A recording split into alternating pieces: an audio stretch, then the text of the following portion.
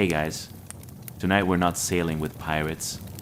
No creaking ships, no soggy boots, no suspicious parrots, silently judging your life choices from the rigging. Instead, we're drifting into something even stranger, even more unlikely, and honestly way more impressive. Tonight, we're stepping into the world of ancient Rome, but not the polished marble, toga glamorous Hollywood version. No. We're wandering into the real Rome, the chaotic, gritty, unpredictable world where fortunes flipped overnight, and where somehow a boy born the son of a slave rose all the way to the imperial throne. Because history has many surprises, but few are as astonishing as the rise of Emperor Pertinax, a man who went from obscurity and poverty to ruling the biggest empire on earth. And yes, he did it without fancy sandals, wealthy parents, or being adopted by a powerful uncle. Truly the original started from the bottom, now we're here. But before we walk the dusty streets of Rome and peek into the Senate's drama-filled group chats, go ahead and like the video and subscribe, but only if this kind of quiet, weird, mildly dramatic bedtime storytelling actually helps you unwind. If not, that's totally fine. Even the Romans didn't agree on everything, especially not after 3 cups of wine. Leave a comment telling me where you're watching from and what time it is right now. It's always 2 a.m. somewhere. And if you're here, you're probably trying to fall asleep to the extremely cozy thought that at least you don't have to survive Roman politics, which was basically a full contact sport played with knives, grudges, and questionable hairstyles. Now dim those lights. Switch on a fan for that soft white noise breeze. Get comfortable. And maybe tuck your feet under a blanket, not because of rats this time, but because an imaginary Roman senator might wander by to loudly complain about tax reforms again. They were dramatic like that. Let's pause for a moment. Have you ever wondered what life felt like for someone born at the very bottom of the Roman social ladder? Someone who started life with nothing, no wealth, no status, no powerful family, but somehow climbed up through discipline, grit, intelligence, and a little bit of historical luck? What did it feel like to navigate a world where emperors didn't always last long, where soldiers decided fates, and where loyalty was about as stable as a chair with 3 legs? And how does a child of a slave end up ruling an empire that stretched from Britain to North Africa, from Spain to the Middle East, all while trying not to get stabbed by absolutely everyone around him? Tonight, we're going to drift gently into that world, not to glorify it, not to dramatize it, but to feel it softly, like torchlight flickering on marble, like sandals echoing down a quiet Roman street, like history whispering one of its strangest, most inspiring stories. So take a slow breath in, let the noise of your day fade, and imagine the ancient city spreading out before you. The markets, the temples, the whispers, the ambition, and at the center of it all, a man who should never have been emperor but became one anyway. Settle in, close your eyes if you haven't already, and let the story begin. Chapter 1, The Marble That Remembered a Man. And now, as your breath settles and the world around you softens into silence, let's drift into the fading light of the Roman Forum at dusk, a place where empires rise, crumble, and continue whispering long after their last emperor is dust. Picture this. A crumbling marble bust sits alone on a pedestal of cracked stone, its nose chipped, its features softened by centuries of wind and rain, its eyes hollowed out by time, yet somehow still carrying the weight of a life that once burned fiercely. This is the face of Pertinax, a man born to a slave, who climbed, step by stubborn step, into the unimaginable, the throne of Rome itself. The sky behind him shifts from gold to deep purple, casting long shadows between the broken columns. The ruins glow with that strange, ancient magic, the kind that turns every stone into a memory, every silence into a story waiting to be heard. The camera moves closer, not fast, not dramatic, just steady, as if the air itself knows it's approaching someone who earned respect in the most difficult way a Roman ever could, by living long enough to prove he deserved it. The bust's expression is weary, not the theatrical weariness of emperors carved for propaganda, but the tired, human weariness of someone who carried responsibility heavier than any statue could show. A man who grew up far from marble halls, who once swept floors instead of standing above them, who learned discipline not from tutors but from hunger, hard labor, and a father who knew the world seldom gives without taking. Around him, the Roman Forum stretches outward, half ruin, half memory. The Senate House casts a long shadow, arches crumble quietly in the fading light, and the ancient paving stones shimmer softly as if the footsteps of thousands still echo through them. Imagine the silence of this place, a silence so thick it feels like time itself is holding its breath, a silence that remembers more than any book the cheers of crowds, the cries of soldiers, the whispered conspiracies, and the final heartbeat of an empire that never really learned how to stay still.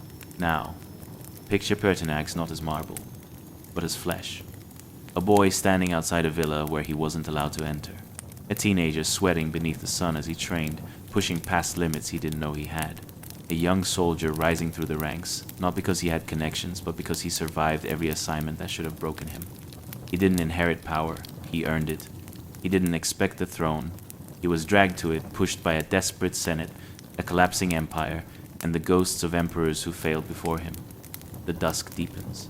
The marble bust seems almost alive now, a silent witness to the moment when a slave's son became the most powerful man in the world, only to discover that the throne was less a seat of honor and more a trap waiting to close.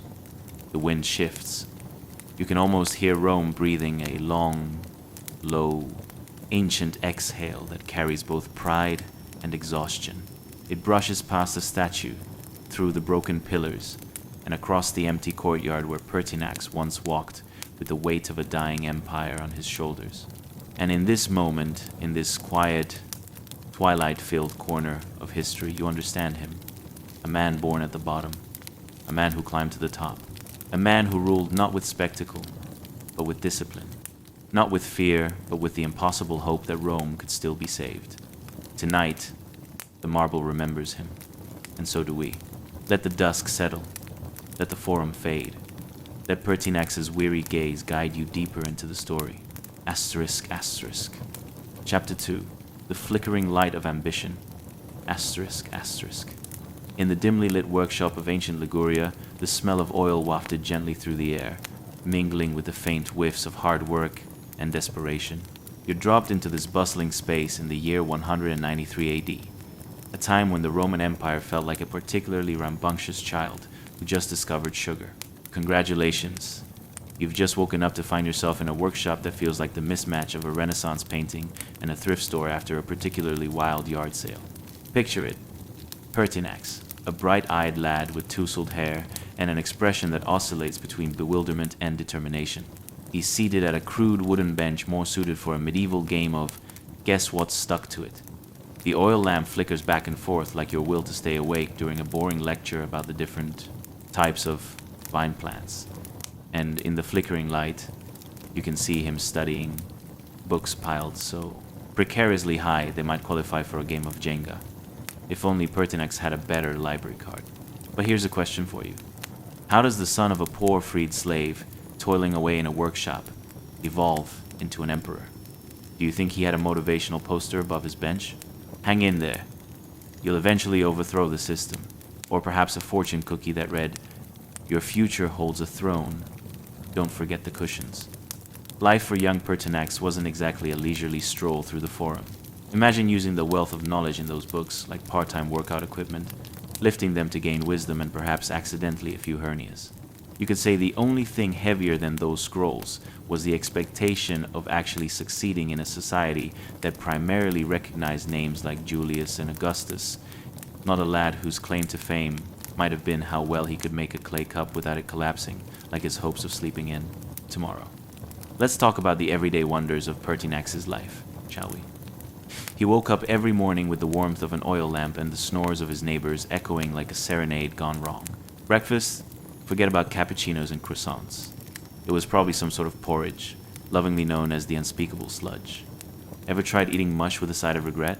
When the only thing keeping that porridge together was thin air, you might as well call it nutritional transparency. And working in this workshop was no cakewalk. Imagine stubbing your toe on a tool that resembled more of a medieval torture device than anything else. Every clang of hammer on metal was a ritual that transformed your eardrums into a fine instrument of patience.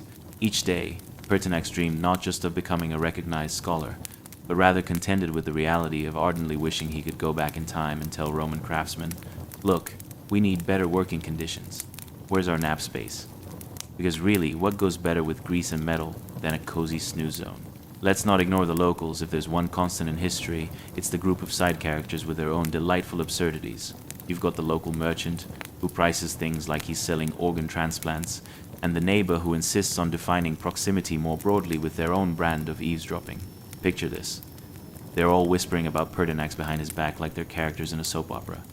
Did you hear his porridge looks extra gooey? Just like his chances of becoming a senator. If only they knew he was one oil lamp flicker away from changing Roman history forever. But in the quiet worry of night, that exhilarating thrill of uncertainty, came the stirring of his ambition. It was like the universe spritzed him with a dazzling dose of unrealistic expectations, which is rather ironic for a son of a slave. Amidst all the grueling work and nose-to-grindstone mentality, you couldn't help but ponder. What if he simply befriends a cat? Picture it for a moment. A crafty black feline curling around Pertinax's ankles as he studies, embodying the essence of Roman independence, yet still remaining completely aloof about his next meal. Listen, if I can train you to bring me scrolls instead of mice, we've got a solid plan here.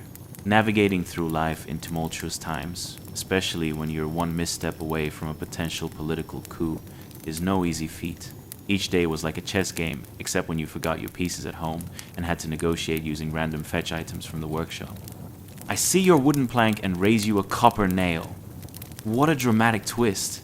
And just when you thought about drifting off into the delightful depths of sleep, dreaming of Pertinax's next grand adventure, or perhaps wondering if the cat will actually fetch that scroll, keep in mind this whole charade was the foundation of one of those years where 5 emperors suddenly grappled for the title, like it was the most exciting round of musical chairs in history. So as you slip away into slumber, let your thoughts drift along with Pertinax. From humble workshop woes to an emperor's crown, honest desperation to delightful absurdity, because after all, what's history without a sprinkle of chaos and a dash of laughter? Asterisk, asterisk. Chapter 3. The Schoolroom Shenanigans of Rome, asterisk, asterisk.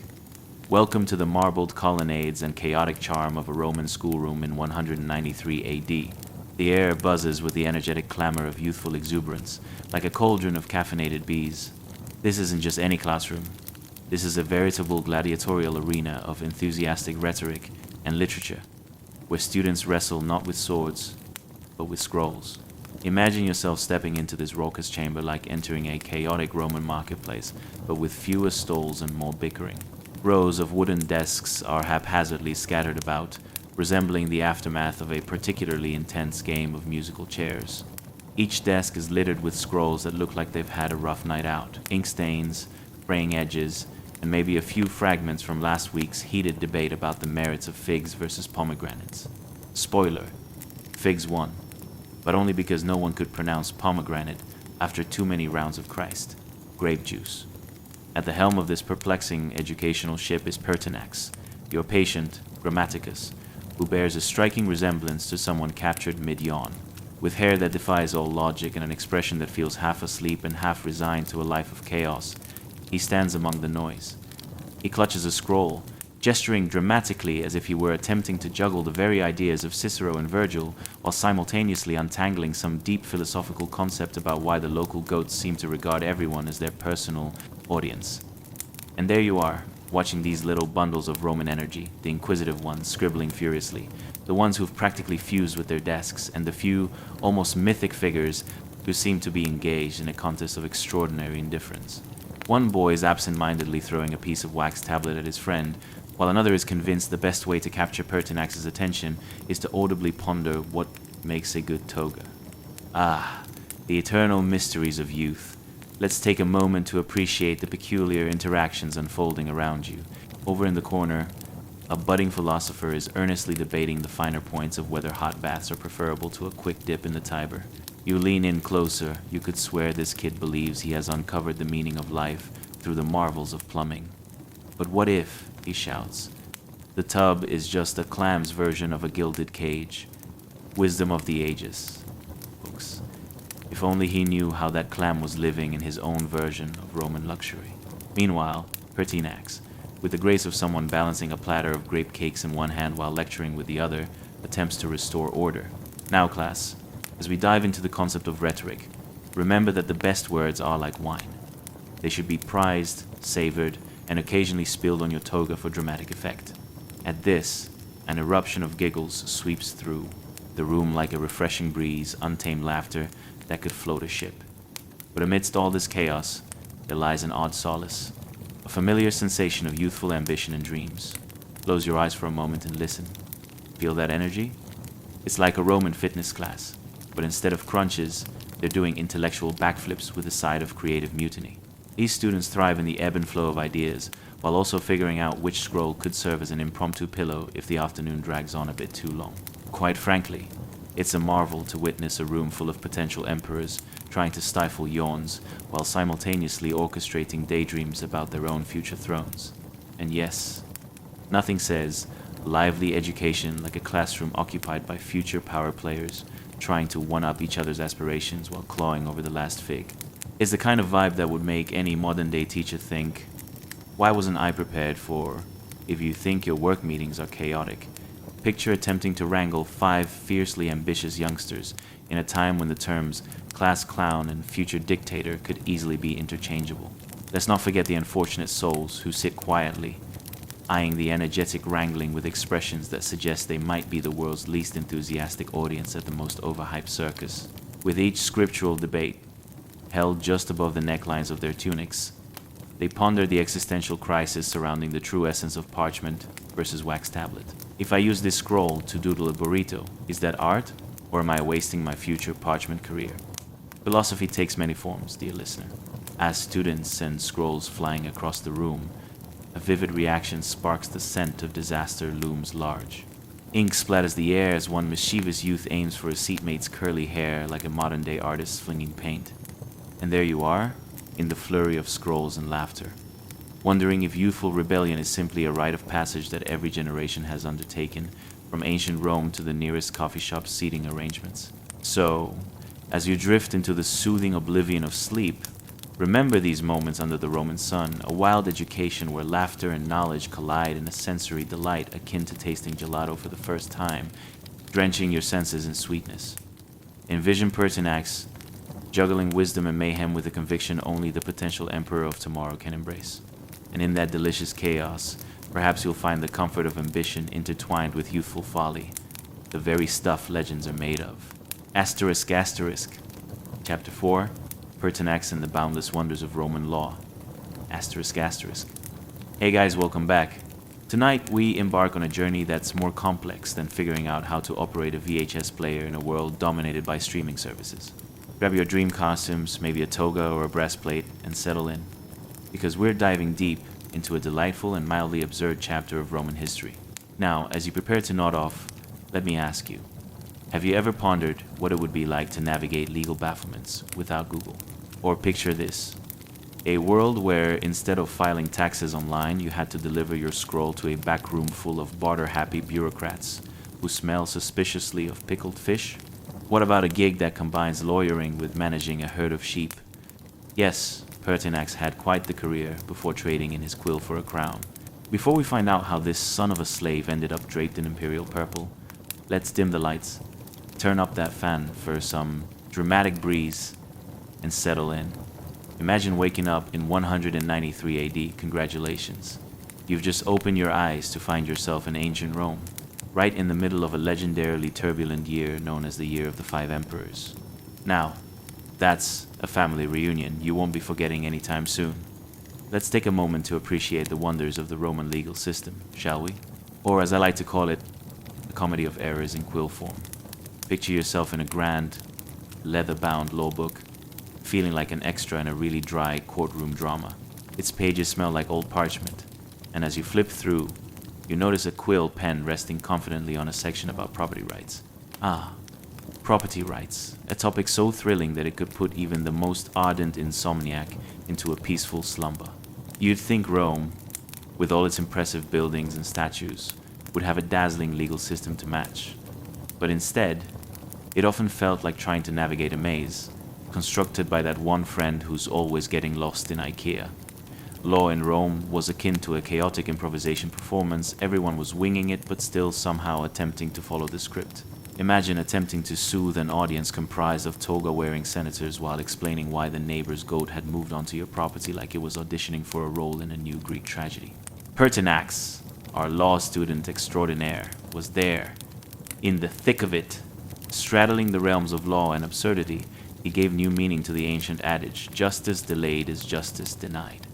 With his briefcase full of scrolls and possibly an unlicensed collection of mysterious cheese, he tried to make sense of law books that were more confusing than a toddler trying to explain social media.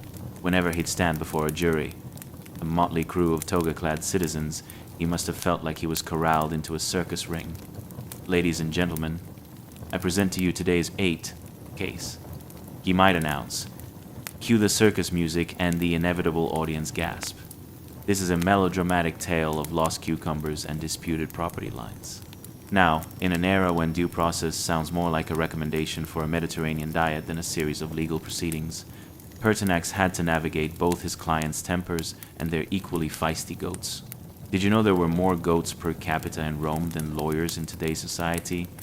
Okay, that might be an exaggeration, but you get the point. His career as a jurist was still in its nascent phase, like that one time you attempted to bake bread and ended up creating a brick harder than any legal textbook you could throw at it. Yet with every scribble, he sought not to lose sight of his goals. He understood that in the court of law and frankly, in life, there were always loopholes. Like the time you realized half your email list was composed of expired subscriptions. Now, let's take a moment to consider how, in comparison to modern-day lawyers, Pertinax had it a bit rougher. Imagine handing in cases just as your only source of energy consists of old sandals, which you've also mistaken for court shoes, and olive oil, hoping the two together don't equal a courtroom kerfuffle. What a time to be alive, huh? Whenever he encountered a difficult case, Pertinax must have observed colleagues scratching their heads like lost chickens, sharpening their quills in frustration while muttering, "How do I argue this?" If smart assistants existed back then, he would have been asking them for the ultimate Roman gossip on next week's court case instead, and maybe how to get a goat to stop eating the verdant courtyard outside the courthouse. Classic Pertinax. And speaking of mischief, you can just imagine the aftermath of tense legal debates. They were probably much more chaotic than a cat wearing a toga during a storm. As the arguments carried on, and lawyers raged about ink flying, in mad circles one could hear the laughter of the people. Yes, the law was often very serious business, but there was also plenty of chuckles at the sheer absurdity of it all. Picture a group of toga-wearing jurors trying to mediate between two farmers claiming ownership of the same plant because it's still waiting on its paperwork. And as you settle into this delightful historical tapestry, infused with absurdity, know that it's all building toward greater glory and, spoiler alert, an imperial destiny for our friend Pertinax. Formidable laws, quirky litigants, and unexpected twists await as he navigates his way toward the throne. In the revelry of laughter, chaos, and the occasional ink splatter on a toga, Pertinax was learning not just the laws that govern the empire, but preparing to test the boundaries of power itself. He might have entered the courtroom bearing the burdens of a slave's son, but softly and steadily, a future Roman emperor was stirring with every quill stroke. And remember, as you drift further into slumber, you too have embarked on an epic journey of lively legalities, absurd goat ownership disputes, and the promise that Pertinax's true tale is just beginning to unfold. Asterisk, asterisk, Chapter 5, A Day in the Life of Centurion, Pertinax, asterisk, asterisk. Hey guys, welcome back. Tonight our journey is hotter than a pizza oven on a bustling Roman street corner. Buckle up your sandals, folks, because we're diving headfirst into the sun-soaked chaos of a military camp in 193 AD, where fierce discipline meets unexpected hilarity. Imagine trying to find your marching orders while squinting into the sun like a confused owl. Before we get rolling, take a moment to like, subscribe, and comment if you enjoy this historic ride. And remember, if you don't, you can always blame it on the goats that keep eating your scrolls. Now, as you're settling in, ask yourself this. What would it be like to receive your first ceremonial sword? Your hands trembling like a tourist on a windy cliff? And what about the unexpected pomp, the ceremonial chants, and the ever-present smell of questionable stew wafting in the background. Let's dim the lights and get comfy. Close your eyes for just a moment and picture this. You've just woken up in a military camp under the glaring sun, surrounded by the flapping of tents like a flock of particularly rude ducks. The year is 193 AD, which is about as civilized as a toga party gone wrong. You find yourself surrounded by centurions with more muscles than a fish market during salmon season, ready to greet you with a warm embrace of camaraderie, also known as a hearty slap on the back that could knock the wind out of a horse. You can feel the grit of the sandy ground beneath your feet, and if you listen closely, you might just hear the distant sounds of men shouting orders, the unmistakable clink of armor, and the rhythmic thump of boots marching in irritatingly perfect formation. Yet here you are, wondering if breakfast consists of stale bread or actual bread that someone stomped on. Spoiler alert, it's likely the former. As the sun climbs ever higher and starts turning your skin into bacon, enter Pertinax, our newly minted centurion. He stands tall and proud. If you squint, you might even see him stretching his neck like a regal flamingo, preparing for battle. Alas, he's not here for battles just yet. Today is an important day. Today, Pertinax is receiving a ceremonial sword. Imagine the anticipation bubbling in the air, mixed with the smell of sweat and the faint odor of burning sausages, only slightly more ancient than your average corporate office potluck. As the high-ranking officer approaches, sword in hand, the gathering crowd hushes. You can practically hear a feather drop as everyone leans in like they're at a particularly exciting game of dice. And here, across the makeshift stage of dusty earth, the officer presents the ceremonial sword. It glistens like a fresh slice of mozzarella, but let's hope it doesn't come with a side of moldy bread. Pertinax stands there, embodying every centurion stereotype you could imagine. Stern face, toned arms, and an expression that says, yes, I'm deeply serious about this. But also, I could crush a melon with these biceps. You might imagine a line of well-rehearsed speeches about honor, bravery, and probably the proper way to fold a toga, but instead, there's a peculiar sense of absurdity in the air. As the sword is handed over, you can't help but think it resembles a makeshift prop from a low-budget historical play. You half expect Pertinax to unsheath it and pretend to slay an imaginary dragon. Beware, villains of Rome. I come armed with great enthusiasm. Next comes the moment of absolute hilarity. The officer, in a voice that could certainly land a gig in a tragic opera, begins a lengthy and convoluted introduction filled with accolades and praise, while Pertinax nervously adjusts his toga like he's about to hit the dance floor at a lively wedding. Does he break into a pirouette? Nope. Just awkwardly fumbles with his sword and nearly drops it. Now, standing proudly with his newly acquired weapon, Pertinax may think he's ready to storm the battlefield, but in reality, the most confrontation he's likely to face today is an angry goat that just won't stop nibbling on the ropes of his tent. No, not again, he might mutter under his breath, glancing nervously at his fellow centurions, who are trying not to laugh as they recall the last time a goat managed to dismantle his entire command structure. Every second in the hot sunlight feels like an eternity, and you can't help but wonder, what happens next? Does he go on to teach centurions about the fine art of goat wrangling? Or perhaps he'll reveal the secret to adapting military strategies based on the unpredictable temperament of livestock? Ah, the true mysteries of commanding the Roman legions. You can almost hear the defeated sigh of the enchanted sword as it witnesses the colorful absurdity unfold before its very eyes. Imagine receiving a sword that could lead you to glory, only to watch your new, commanding officer almost trip over his shoes while making a dramatic speech about honor. What a hoot. In this hilariously warm military camp, you might find yourself chuckling at the sheer absurdity of it all, as Pertinax prepares to face whatever Roman shenanigans await.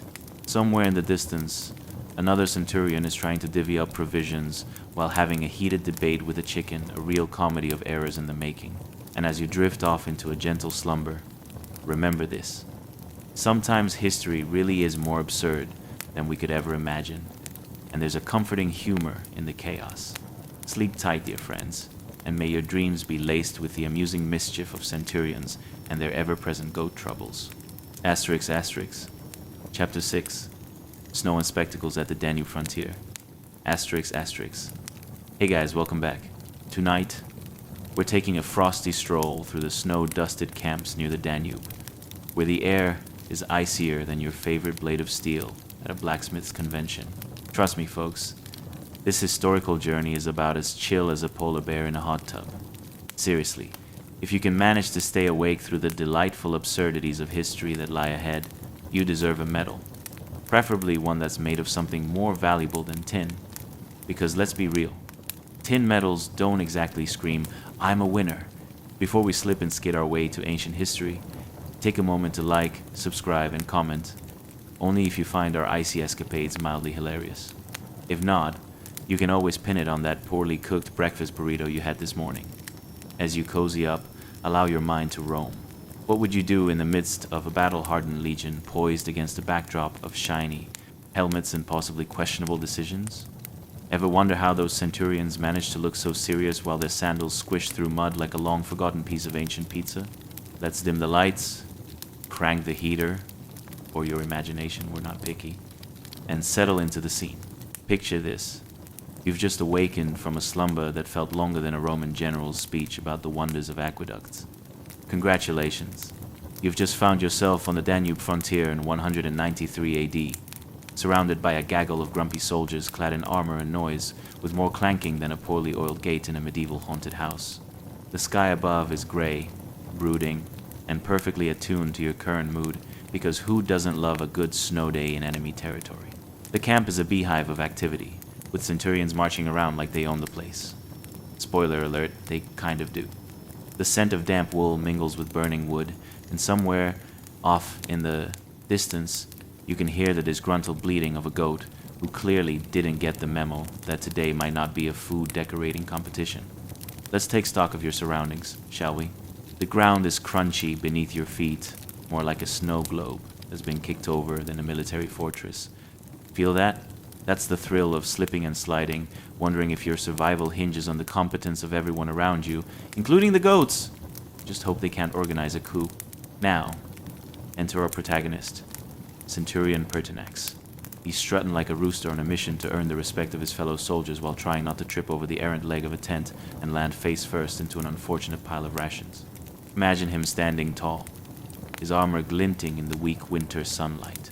You can almost see the determination in his eyes and the faint glimpses of panic that flicker across his face as he contemplates the realities of leading his men through a wilderness filled with dangers and predictable slapstick moments. So what's the plan, you ask? Let's dive into the delightful daily routine of Pertinax and his legion.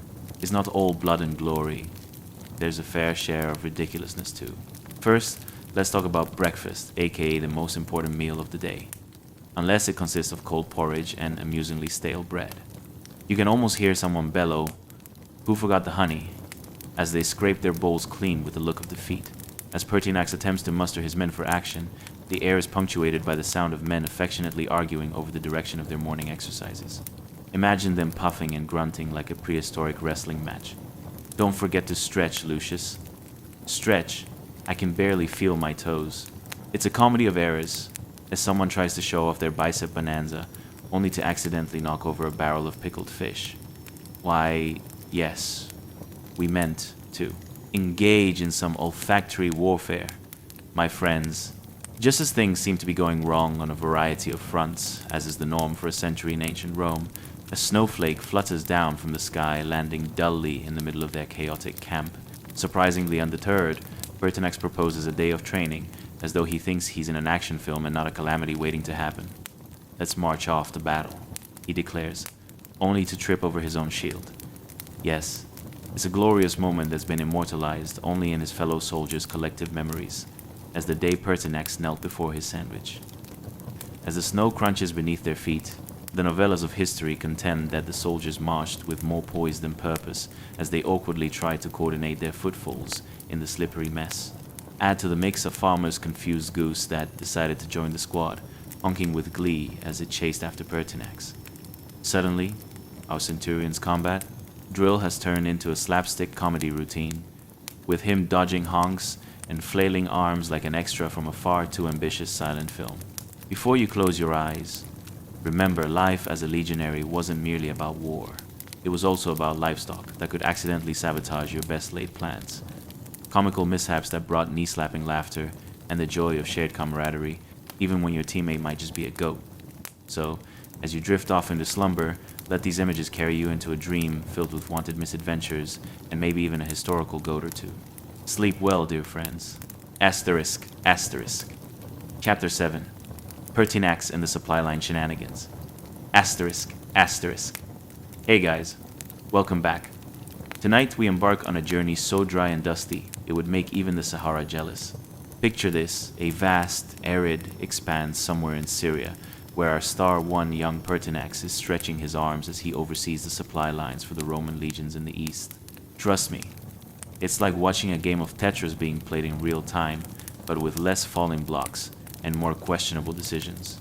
So grab a glass of warm milk, or maybe something a bit stronger, and settle in. Tonight's history is funny enough to put a smile on your face right before you drift into dreamland.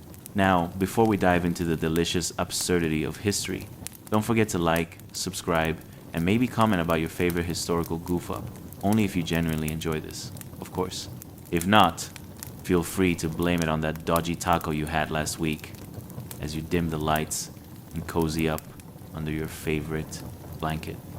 Think for a second. Have you ever tried giving directions to someone who absolutely refuses to read a map? Or how about coordinating a potluck dinner where every dish mysteriously ends up being potato salad? Imagine doing that while supervising a legion, where the stakes are a bit higher than having to throw out a bad casserole. What would a supply line manager even do if his main shipment came in, well, let's say, rather less than fresh? And how do you handle grumpy soldiers with an appetite worth crossing the Rubicon? Congratulations. You've just awakened in 193 AD, in a dusty expanse filled with the clear skies of Syria. Welcome to the year of the 5 emperors, a time when political chaos was the main course of the Roman Empire's meal plan, garnished with a healthy dollop of what on earth just happened. You've landed smack dab in the middle of it all, where the only thing thicker than the air is the tension. The sun is blazing overhead, shining down on a rand, chaotic scene where Pertinax, armor gleaming like a caffeinated magpie, is trying his best to juggle supply lines amid an orchestra of marching soldiers and the distant clanging of metal hitting metal. You can hear everything shouting, laughter, and somewhere nearby, a goat that really needs to reevaluate its life choices. The air smells like sweat and sagebrush, with a side note of fried bread that might just be the best thing to come out of this whole situation. Now, let's talk logistics. Being a supply line overseer is much like being a cat herder, except the cats are armed with short swords and a general disposition to revolt if someone even dares suggest a gluten-free option for lunch.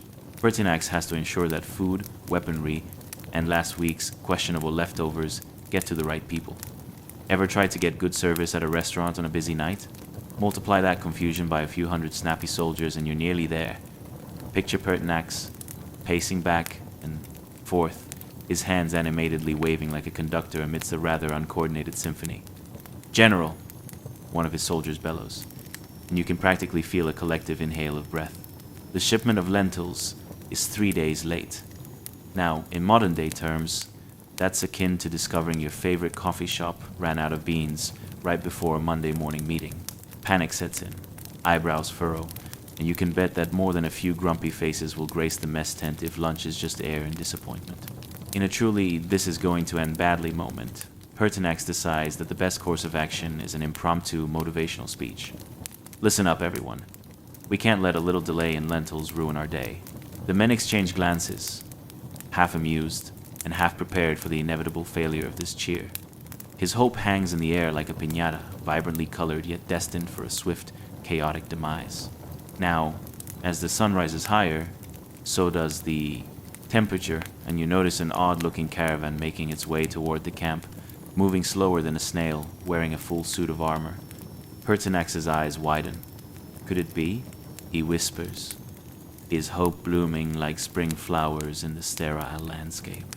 But lo and behold, it's not supplies at all. It's a gaggle of local traders, with a reputation for bartering, like they're casting spells on the very idea of fair exchange.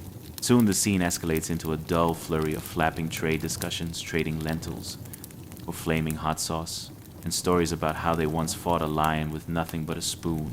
But those lions have since retired, Pertinax exclaims with desperate hope.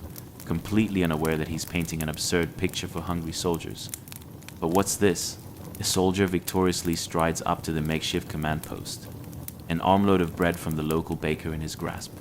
Would anyone care for some excellent carbs, he proclaims, like a modern-day knight riding into battle. Rejoicing fills the air as soldiers dive for the bread like it's a golden treasure chest. As night falls, you find Pertinax sharing tales of the day's misadventures, laughter filling the air like fragrant incense.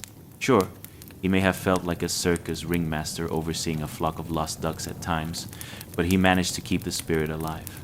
And through the sweaty chaos of war and logistics, camaraderie prevails, albeit garnished with a smidgen of ridiculousness, a sprinkle of roasted goat tails, and some truly questionable dietary decisions.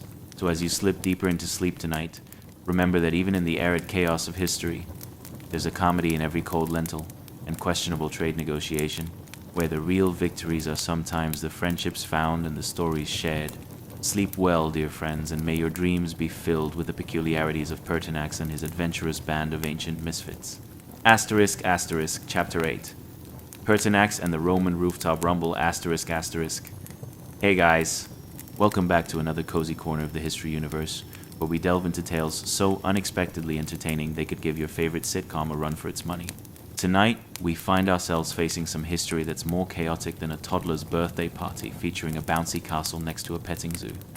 That's right, we're headed to Roman Britain in 193 AD, a time when political intrigue was hotter than your morning coffee, and battles were fought just as passionately as anyone who has ever lost an argument about the best pizza toppings.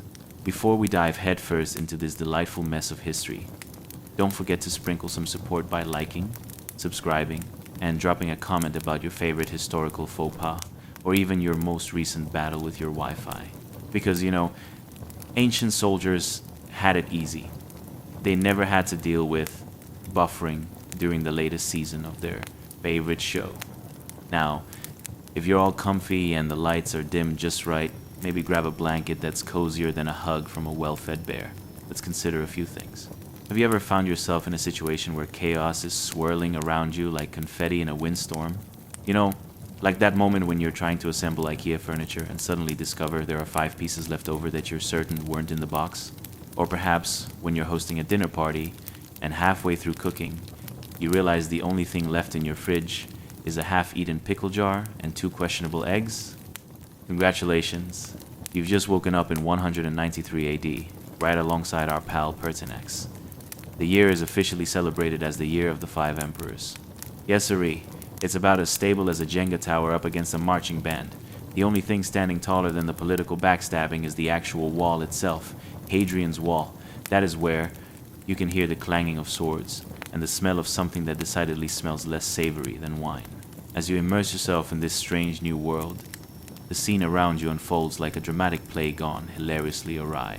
The sun is beating down around the battlegrounds, and there's Centurion Pertinax, valiantly attempting to keep order amidst the chaos, like someone trying to herd a group of intoxicated cats in a laser pointer chase. His bronze helmet gleams like a disco ball at a party you didn't want to attend, the sunlight glinting off it as he dodges a flying spear that definitely wasn't on the Welcome to the Battlefield brochure. Now picture this. You're in an ancient Roman military camp. The air is heavy with the smell of sweat, assorted spices, and a faint hint of roasted meat that may or may not have been Larry the Magnificent Goat. You can hear the distant clamor of soldiers shouting orders. Some sound like motivational coaches, while others seem more like confused bystanders at a bad carnival game.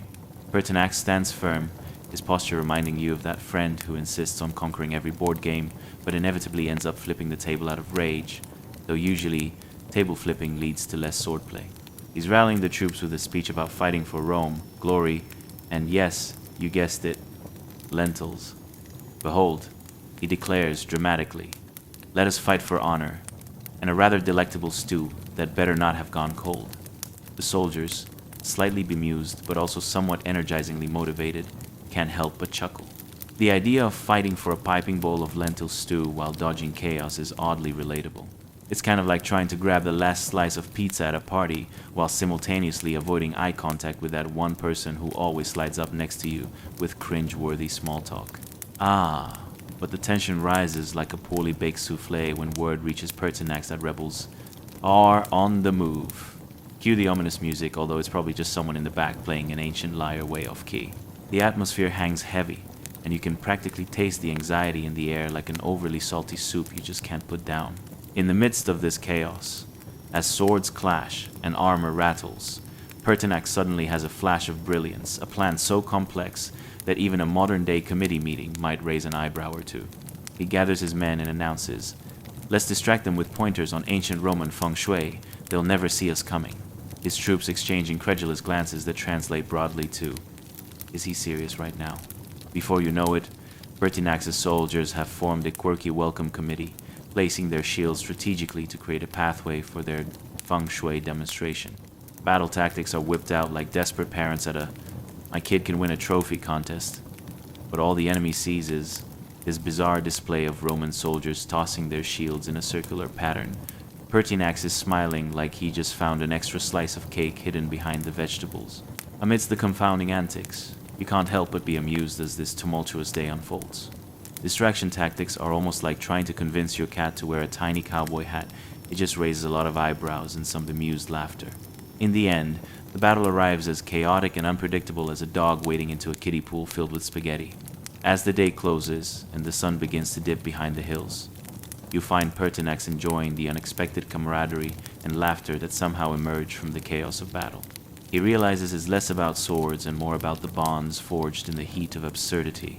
And as you find peace amidst the hilarity of history, remember that through every clanging sword and chaotic caper, camaraderie thrives. Sleep well and let your dreams fill with tales of Pertinax and his wildly fascinating adventures in the unpredictable world of ancient Rome. Asterisk, asterisk. Chapter 9. The Wax Seal of Destiny. Asterisk, asterisk. Hey guys, welcome back to our cozy yet mildly chaotic corner of history, where the tales might be more absurd than the contents of your last takeout box. Tonight, we're diving into a time period that's as tangled as your headphones after a long day in your bag. 193 AD. Hold on to your togas because we're about to hop on the back of a time machine fueled by wax seals, ancient shenanigans, and a sprinkle of questionable decision-making. Before we plunge into this delightful whirlpool of history where the politics are stickier than honey, trapped in a bead of sweat during the Roman summer, don't forget to like, subscribe, and comment if you enjoy this sort of thing. Only if you want to, though. No pressure. It's not like we're handing out gold coins for compliments. Yet. Now, get comfy, snag a robe that feels softer than a freshly opened bag of marshmallows, and dim those lights, like you're setting the mood for an epic movie. Marathon. Are you all settled? Good. Let's ruminate over a few questions before we boot up our inner time travelers. Have you ever woken up and felt like the universe handed you a task only to leave you utterly bewildered? Like being asked to assemble a piece of furniture without instructions? Asterisk, asterisk. And speaking of bewilderment, how would you feel if you were suddenly charged with managing a battalion of grumpy soldiers somewhere less than thrilled about the possibility of battle, and yet all too willing to argue about which side had the better snacks? Maybe your best bet for staying sane would be finding the last pack of gummy bears in your pantry. Congratulations. You've just woken up in 193 AD where every day feels like a new, exciting episode of Who Will Kill the Emperor Today. Today, the place smells like a mix of olive oil, sweat, and the lingering regret of last night's feast, though not much of that is left to be regretted. Why? Because right now, we're in a Roman military camp, surrounded by clangs and clanking of armor, and Pertinax, our surprising hero, has just received a promotion via a wax-sealed document. Intrigued? You should be. The atmosphere crackles with a mix of excitement and uncertainty.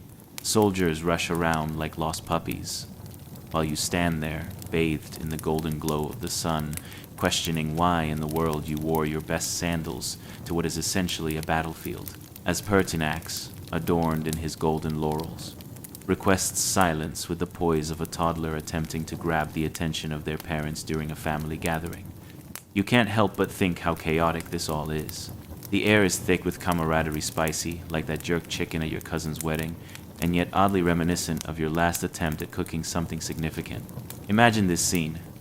Pertinax holds the military document like it's a prized catch from a fishing trip, but instead of a fish, it's an official decree, promoting him higher up in command. It's basically the ancient equivalent of winning a coupon for free pizza, but with more swords and fewer cheesy toppings. As the wax seal glistens in the sunlight, you can almost hear the excited whispers of soldiers comparing notes on whose aunt makes the best lentil stew, a key point of contention among this group. Meanwhile, Pertinax's excitement is palpable. He practically vibrates with enthusiasm that feels like a double shot of espresso if espresso were made of determination and just a hint of anxiety. As you glance over at some soldiers practicing maneuvers that resemble a particularly enthusiastic line dance, the absurdity of it all hits you. Who thought sword fighting would be a great team-building exercise? It's like everyone decided that a game of charades could benefit from sharp objects and heavy armor. Safety precautions be darned. Now, let's imagine the conversations happening here. Hey, did you see Pertinax get promoted? Yeah, I heard his secret was just doing his job while not engaging in a gladiatorial thumb war. While these soldiers huddle together, nervously discussing recruitment strategies, you notice Pertinax marching right up to them with the confidence only a man with a wax seal can muster. What's the plan? He bellows, in a voice that's probably meant to carry across a crowd but sounds more like an enthusiastic dog barking after a squirrel. The troops gather round excitedly, pausing only to argue about whether or not it's valid strategy to use ancient Roman feng shui to distract the enemy.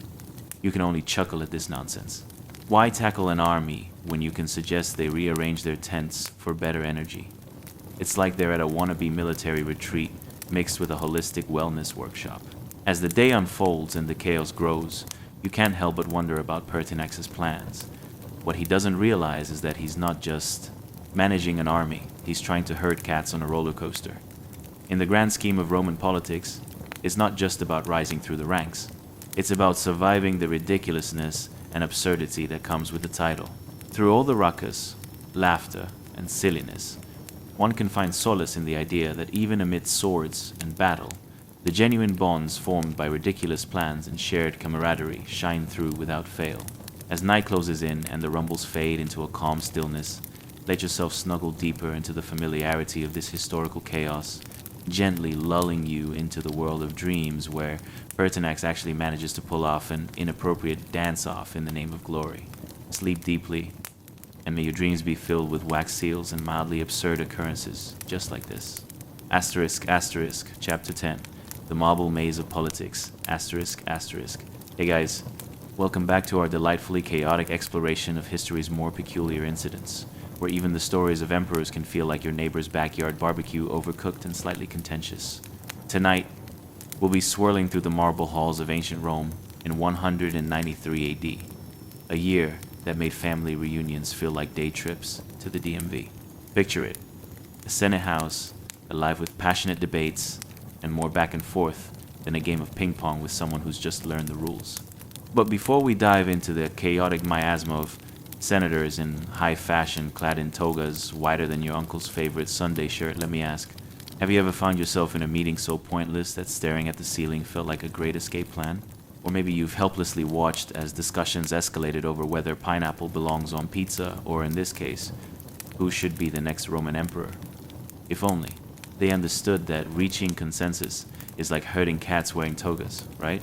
And speaking of togas, how do you think they managed that constant battle against woolly wardrobe malfunctions in the heat of heated debates? It's as if they didn't invent adjustable waistbands yet. Let that sink in while you recline in your sweatpants instead. Alright, settle in, wrap a cozy blanket around yourself, and dim those lights like you're preparing for a soothing sheep counting session. Congratulations. You've just woken up in 193 AD, where political stability is akin to balancing a plate of spaghetti on your head while tap dancing hardly a recipe for success. Let's step through those hefty marble doors into the Senate chamber. Picture a grand hall column soaring to the heavens and marble floors so shiny you could see your reflections. Assuming that you had the time of day to check your appearance in this historic whirlwind of diplomacy and awkward pauses, the air is filled with the blend of sweat, heated arguments, and the faint scent of roasted olives. You might catch the occasional waft of someone's rather questionable lunch from the day before. Your heart races as Pertinax, decked out in consul's garb, strides to the center. He's got a twinkle of uncertainty in his eye, as if he's just been told he's hosting a dinner party without any food. With a demeanor more serious than a cat caught in a bear trap, he raises his arms to silence the senators. "Esteemed colleagues," he starts, the kind of opening that could put even sleeping kittens on high alert. But alas, as he speaks, the cacophony of senators squabbling about the best ways to squander the empire is deafening. It's a Roman version of who can shout the loudest, and you half expect someone to pull out a bell, like the ones used in a game show, to signal the end of their nonsensical musings. Transitioning through the sea of white togas, you can hear the grumbling and irresistible humor that permeates this majestic marble chamber. What do you think of Pertinax as the emperor? Someone deadpans. I say he gets a gold star for showing up on time. It's like a gathering of over-caffeinated Greek philosophers after a particularly fiery feta debate. As they argue, you notice looming behind them are the statues of past emperors, judging silently yet intensely as if they're clenching their marble fists, waiting for someone to finally bring out the lunch they were all promised. Yet in the thick of all the imperial posturing, you're struck by the absurdity of it. Senators working harder on their hand gestures than on actionable strategies. It's as if they collectively decided that point-making was more about performance art than governance. Java, a rather well-spoken senator, stands up dramatically. If we disagree upon the right emperor, we shall face more chaos than a cat at a dog convention. You bite your tongue to avoid laughing. Only in Rome could destiny be debated with such flair and creatively disastrous analogies.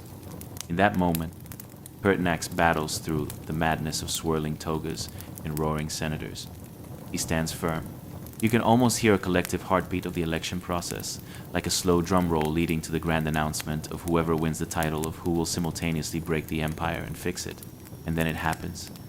As Pertinax addresses them once more, you lean in, awaiting profound wisdom, or at least something resembling an epiphany, but instead, suddenly a pigeon flies in through an open window. If this bird could talk, it would probably critique their toga styles like a very opinionated fashionista, flapping wildly. It serves as the biggest distraction since someone mentioned a salad in a room full of meat lovers. Some senators point, others duck, and you swear you can hear a few of them debating how to eat a pigeon. Welcome to Rome's most famous Senate chamber. Now, while they engage in fluttering fervor, your attention turns back to Pertinax, whose face is a mixture of exasperation and determination, as if he's just lost at a game of rock, paper, scissors to a toddler. In such moments of utter chaos, you find the soul of Roman politics. Absurdity wrapped in seriousness, tied in glorious inefficiency. As you prepare to drift into your dreams, remember that even amidst the marble halls of power, sometimes the biggest challenges are the feathers flying overhead. Sleep tight, and may your dreams be filled with toga-clad senators arguing with birds about the state of the empire. Now, wouldn't that make for some lively dinner conversation? Asterisk, asterisk, Chapter 11. The Aqueduct of Absurdities. Asterisk, asterisk. Hey guys, welcome back to yet another delightful dive into the comically chaotic cacophony of history, where the past can feel as relatable as a kid trying to explain TikTok to their parents. Tonight, we're heading straight for the sun-baked streets of Roman Africa province in 193 AD. A year so tumultuous, it makes family road trips look like a soothing spa retreat. Imagine this. Vibrant streets, where the air thick with the scent of spiced fish mingles with the oddly pleasant aroma of freshly baked bread. A place where the only thing louder than a vendor hawking his wares is the ever-enthusiastic crowd bickering over whether their figs are a bit too ripe. And let me tell you, that debate has about as much resolution as whether cats or dogs make better companions. Spoiler alert. It depends on who you ask. But wait, have you ever found yourself wandering through a construction site, chuckling at the impressive lack of helmets, and wondering how anyone expected to live through the day without a dose of bureaucracy? Or maybe you've tried to navigate through the traffic of a bustling market, contemplating how many ancient Roman sandals you could buy if you channeled your inner finance guru. We're calling in your historical budgeting skills tonight. Congratulations. You've just woken up in the glorious chaos of Roman Africa, where Pertinax, that ambitious fellow who rose from the son of a slave to the position of proconsul, is overseeing the construction of a flashy new aqueduct. You might think, what a noble endeavor. But do keep your wits about you. Aqueducts don't just spring up like mushrooms after a rain. They require labor, planning, and a whole lot of shouting. As you step into this sun-soaked world, the heat envelopes you like a sweaty hug from an uncle you barely know. Picture Pertinax standing there, surveying the raucous symphony of construction with all the seriousness of a man who just realized he's run out of coffee before a Monday morning meeting. You hear the rhythmic clinking of chisels against stone and the gruff chatter of workers shouting at each other, probably arguing over whose turn it is to fetch the water. One man raises his arms dramatically. I swear, if Flavius takes my shovel one more time, I'll make him build with wet spaghetti. A valid concern, honestly. It's just construction mishaps waiting to happen. It's not long before you're mentally transported into a scene reminiscent of a chaotic episode of a home renovation show minus the safety gear and the charming host to guide you through it all. Instead, you have laborers falling over each other like a pack of kittens chasing a wayward ball of yarn. There's always one who's more interested in crafting practical jokes than anything else. I say we build the aqueduct straight up to the Emperor's palace. Let him know we're serious about hydration. Ah, hydration. A theme, as important as any in the dusty provinces. You chuckle as you spot Pertinax with a scowl plastered across his face, as if he just bit into an unripe pomegranate. After all, he's dealing with more delays than a poorly planned family reunion, where someone inevitably forgets the mashed potatoes, and let's be real, someone's gonna end up behind the grill flipping meat like it's an Olympic sport. As you wander closer, the distant sound of cheerful laughter cuts through the air, possibly from a group of children playing a game of tag among the crumbling ruins. It's reminiscent of the chaos within your own home when the Wi-Fi goes down. Children transform from little angels into miniature tornadoes, and suddenly everyone is in a race against time, arguing over whose turn it is to find the remote control. Here, though, the stakes are much higher, as these little rascals are navigating potential Roman ruins while dodging flying stones. Pertinax finally manages to gather the workers deciding discretion is the better part of valor when he stands atop a rickety wooden platform that looks like it's held together by sheer willpower and a prayer. "Listen up," he shouts, his voice cracking like an oak branch in a storm. "We need to get this aqueduct finished before they decide to make September a holiday dedicated to the Emperor's favorite cheese." At first, it sounds absurd, like an ambitious marketing ploy to raise awareness about soggy bread, but the urgency of it all sinks in. Imagine the Emperor declaring a cheese festival, which, honestly, might just ignite more chaos than a Roman Senate meeting at a wine tasting. Pertinax continues, "Your families depend on this water. The last thing we need is to turn the fountains into decorative piles of dust instead of refreshing oases." With each word, you can almost see the light bulb flicker on above each worker's head, as they suddenly realize that maybe, just maybe, the aqueduct could save their bacon or at least help keep their livestock well hydrated. As you soak in every chaotic minute, you savor the absurdity of it all, realizing that even the most glamorous projects in history often started as clumsy adventures peppered with misunderstandings and a good dose of hilarity. And just like that, you find yourself slipping into a tranquil flow of sleep, dreaming of aqueducts constructed with nothing but good intentions and the occasional foot-and-mouth moment. May your dreams be as amusing as life on the bustling streets of Roman Africa. Asterisk, asterisk. Chapter 12. Commodus and the Colosseum Circus. Asterisk, asterisk. Hey guys, ready to dive into a spectacle so absurd it makes your last family gathering feel like a high-class soiree? Tonight, we're headed to the year 193 AD, a time when the Roman Empire was as stable as a one-legged table trying to serve a three-course meal at a wobbly banquet. Picture it. Drama, chaos, and a lion-skin-clad emperor with a wild-eyed expression that could make even the bravest gladiator reconsider their career choices. Now, I want you to imagine what your life might be like if suddenly someone declared that wearing animal skins and swinging around swords was the new corporate dress code. Would you strut into the office wearing a cheetah-printed onesie while contemplating whether you should bring a spear for that afternoon meeting about strategy? Just think about it. How spicy would those PowerPoint presentations get? But before we slip into the pandemonium of Roman entertainment, let's take a moment to consider the small pleasures of life in 193 AD. What's it like to feast on delicacies like roasted peacock while trying to avoid getting trampled by a galloping chariot? Seriously, is it hard to maintain a sophisticated dining demeanor when you're dodging hooves like they're an unexpected inbox email? Congratulations, you've just woken up in the bustling chaos of ancient Rome, where the streets are filled with the raucous laughter of nobles, the shouts of street vendors, and an emperor who might just be one misplaced compliment away from declaring a war against the concept of rational thinking. Now let's talk about Emperor Commodus, shall we? Imagine him standing there in the Colosseum, decked out in a lion's pelt, looking like a mix between a confused circus performer and an overzealous cosplayer who took their role way too seriously. With an expression that says, I might be plotting world domination, but first how do I look?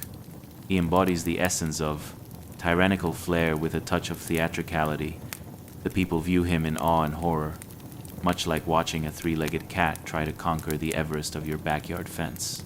Commodus struts across the sandy arena, his version of a runway, playing pretend Hercules while wielding a club that would make even the most seasoned caveman raise an eyebrow. Each exaggerated motion is punctuated by dramatic flair, turning even the most mundane sword fights into melodramatic soliloquies. You'd think he was auditioning for a leading role in a soap opera, wouldn't you? As he prepares to take on wild animals in the arena, you can almost hear the collective thoughts of the crowd. Is this really happening? Did we just order a happy snacks platter? Or a gladiatorial showdown? The anticipation builds, and each onlooker grips their togas tightly, as if about to hurl their popcorn onto the sacred sands of battle. Will it be lions, bears, or a confused tortoise tonight? They whisper, eyes wide like children waiting for their favorite candy bar to be unveiled. And oh, the scent wafting through the air. The aroma of sweat, roasted meats, and just a hint of something deeply strange, as if a chef accidentally mixed up their spice cabinet with a potion shop. The vibrant colors of tunics and laurel wreaths animate the stands, giving a splash of drama to the otherwise sandy surroundings, making you feel as if you're part of a living mural, where emotions and absurdity collide. With Commodus embracing his wild side, gladiators enter the arena with more confidence than a toddler at their first birthday party, almost as if they're planning to defeat the emperor by simply outstaring him. So, was their strategy? Holding a sign that says, "We didn't rehearse this. We might just become the new battle cry." As the first beast enters the arena, Commodus channels all his rage into a theatrical performance that even Shakespeare would envy. It's like he's on a quest for social media, likes a thumbs up for each kill, each roar, and each dramatic fall. "Look at me," he seems to shout. "I'm redefining what working from home looks like." The audience erupts, part horrified, part captivated, as he swings his club with all the finesse of a sleep-deprived dad trying to put together IKEA furniture at 3 a.m. Now, let's talk about the gladiators waiting in the wings, almost resembling those during office hours Zoom calls you endure, where you start questioning everyone's choice of background. Is Phineas really in a library, or is he just pretending because he forgot his Wi-Fi password? In contrast, these gladiators are left to plot their fate, sort of like huddling together in the break room discussing who will end up with the last donut, all while trying to avoid eye contact with the snack stealer in the corner. But the fun doesn't stop there, as Commodus, high on the crowd's adoration, struts back to his throne, puffing up like a proud rooster.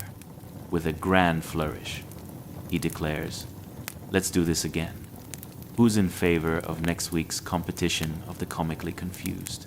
A chorus of cheers erupts, with people nodding enthusiastically as if they were at some revolutionary concert. Because let's be real, nothing ever truly beats the dramatics of the ancient arena. As you immerse in this chaotic reality, straddling the line between admiration and disbelief, you can't help but feel a deep connection to the absurdity of it all. The wildness of Roman life rolls over you like a tide, reminding you that even kings have their quirks, and sometimes all you can do is laugh at the tusks of history, a roar so perfect it puts even the loudest lion to shame. So close your eyes and let the echoes of Commodus's theatrical antics lull you into a state of peaceful rest, your dreams tinted with a splash of absurdity as you perhaps even contemplate what will come next, the year of the 5. Emperors, where history's comedic chaos takes you on an unexpected journey. Asterisk, asterisk. Chapter 13. The Conspirators' Confabulation. Asterisk, asterisk. Hey guys, ready to cozy up into something darker than that one family secret you've been avoiding? Tonight, we're immersing ourselves in a clandestine meeting that might just make your last work conference call look like a friendly game of charades. Picture this. Dimly lit chambers in 193 AD Rome, where the stakes are higher than your morning caffeine fix, and even more confounding than trying to decipher your last text from your high school friend after several glasses of wine. Before we glide into our secretive scene, let's take a second to ponder. How do you think it feels to strategize a royal assassination while simultaneously wondering if you remembered to put the milk back in the fridge? And does anyone ever actually get the heirloom tomatoes at the market, or is that just a cruel myth? Imagine the level of distraction you'd have trying to navigate a silent agreement while daydreaming about the spicy meatball sub waiting in your lunchbox. Serious multitasking or imminent disaster? Congratulations. You've just woken up in the inner sanctum of the Praetorian Guard, where power plays are as common as awkward eye contact during a Zoom meeting. As you settle in, the air is thick with tension and the smell of something akin to burnt toast mixed with Anna's second-rate wine and anxiety. Perhaps? Creating an atmosphere that's more conducive to scandal than serenity. As the flickering oil lamps cast dramatic shadows across the room, you can see a diverse gathering of conspirators, each of them sporting expressions that could easily be misconstrued as either intrigue or indigestion. Among them is Laetus, the Praetorian prefect, who appears to be rehearsing for a role in a particularly dramatic tragedy. His furrowed brow and clenched fists suggest he's got more ideas brewing than a coffee shop in a hipster neighborhood. Tonight, Laetus asserts, we look into the mad eyes of Commodus, the emperor who considers himself a reincarnation of Hercules. And honestly, can you blame him? I mean, have you seen that hairstyle? So very wrestler meets confused lion tamer. The laughter around the room isn't just nervous. It's a bonding moment, a shared understanding that this chaos isn't just personal, it's downright professional. The conspirators nod knowingly, and you can almost feel the collective dread settling in, like an uncomfortable pair of shoes 3 sizes too small. They mumble about how each day with Commodus is like playing a game where the rules change with every turn. Each new decree feels like a surprise twist on a well-loved sitcom. Will he declare war on the Senate? Will he demand that all senators wear togas made of goat fur? Stay tuned! More whispers fill the air as they discuss the finer points of their plan. Stealth is key, one conspirator suggests, waving his hands wildly like he's auditioning for a silent film. Will, we have to be as subtle as a cat in a bathtub. You can't help but imagine their subtlety has the same effect as a fruitcake at Christmas, a mix of confusion, discomfort, and too many questions about its existence. Right, but what if we bungle it up? Another member interjects, nervously twiddling his thumbs. I mean, how awkward would that be? Excuse me, Emperor Commodus, we were just kidding. Please don't strangle us with your pelt! The image makes everyone chuckle, a bit of levity against the backdrop of treachery. They begin to banter wildly about how best to execute their plan. Stabbing seems old-fashioned. Poisoning? Well, that's a classic, albeit a bit cliché. Someone raises their hand as if calling during a classroom lecture. What about just giving him a really boring book? You know, something shockingly dry and weighty like The History of Brick Construction in Rome that might do the trick. Laughter rolls through the chamber, proving that a good sense of humor prevails, even in tumultuous times. But as the hilarity subsides, they return to staring somberly at Laetus, who appears to be considering a tangent about gladiatorial bears. Let's focus, people. What we need is a plan that's effective and, let's be honest, fabulous. For those who know how to dodge spears, it's all about finesse. The plotting becomes more focused as they discuss details about timing, locations, and the unfortunate disposition of their future victim. But as serious as it all sounds, you can't shake the levity in the air, as if they are all just a bunch of well-meaning clowns trying to juggle knives, and maybe some kittens, at a circus gone wildly wrong.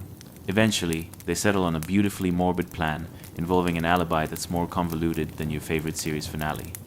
A staged wrestling match where Commodus will face a rogue gladiator. All we need is the right distraction. Don't worry, my mothers. Soup recipe includes enough yelling to cover any noise.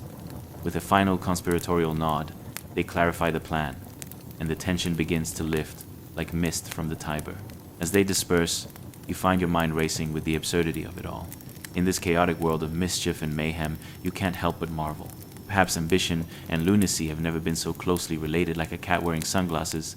They both evoke an emotion somewhere between delight and despair. So, as the conspirators slip into the shadows, take a moment to appreciate this delightful chaos. For it is not just history, it's a reminder that sometimes the most entertaining solutions are found in the most absurd schemes. And hey, who doesn't love a good plot twist? Asterix, Asterix. Chapter 14. The Fateful Pour. Asterix, Asterix. Hey guys, tonight we dive into something darker than your last attempt at an online cooking class gone awry. We're about to witness a moment so dramatic it puts your last family gathering to shame. the infamous poisoning of Commodus. Yes, the emperor who fancied himself a gladiator. Seriously, he had a flair for the dramatic that would make even Shakespeare raise an eyebrow. As we glide into this tale, let's ponder for a moment. How does one even begin to pour poison into a goblet while worrying about how your life choices led you here? Was their poison of choice sourced from Amazon's Assassination Essentials section? And what does one wear to a royal poisoning? Is it like formal but make it nefarious? Think about that. If you had to dress for a life-altering crime, would you opt for an understated cloak or a vibrant toga that screams, "I'm definitely not up to any mischief"? Maybe the real question is, do they have snack? Breaks in the middle of conspiring to overthrow an emperor? Congratulations, you've just woken up in the luxurious, if disheveled, dining room of the Roman palace in 193 AD, an era known less for its fine dining and more for its treachery than the last family reunion your cousin Paul threw when he couldn't find the wine glasses. The room around you is gleaming with gold goblets and shiny platters. Yet there's an air of chaos, like someone tossed a toga party and forgot about the sober part of the festivities. In this extravagant setting, you can nearly taste the tension, hovering thicker than that layer of dust hiding behind your couch. The air is punctuated with a faint scent of spiced wine mixed with the desperate musk of betrayal, quite the unappetizing fragrance, really. You can hear muted conversations just beyond the walls, where slaves scurry about, carrying dishes that would probably make your average modern dinner look like a sad sandwich.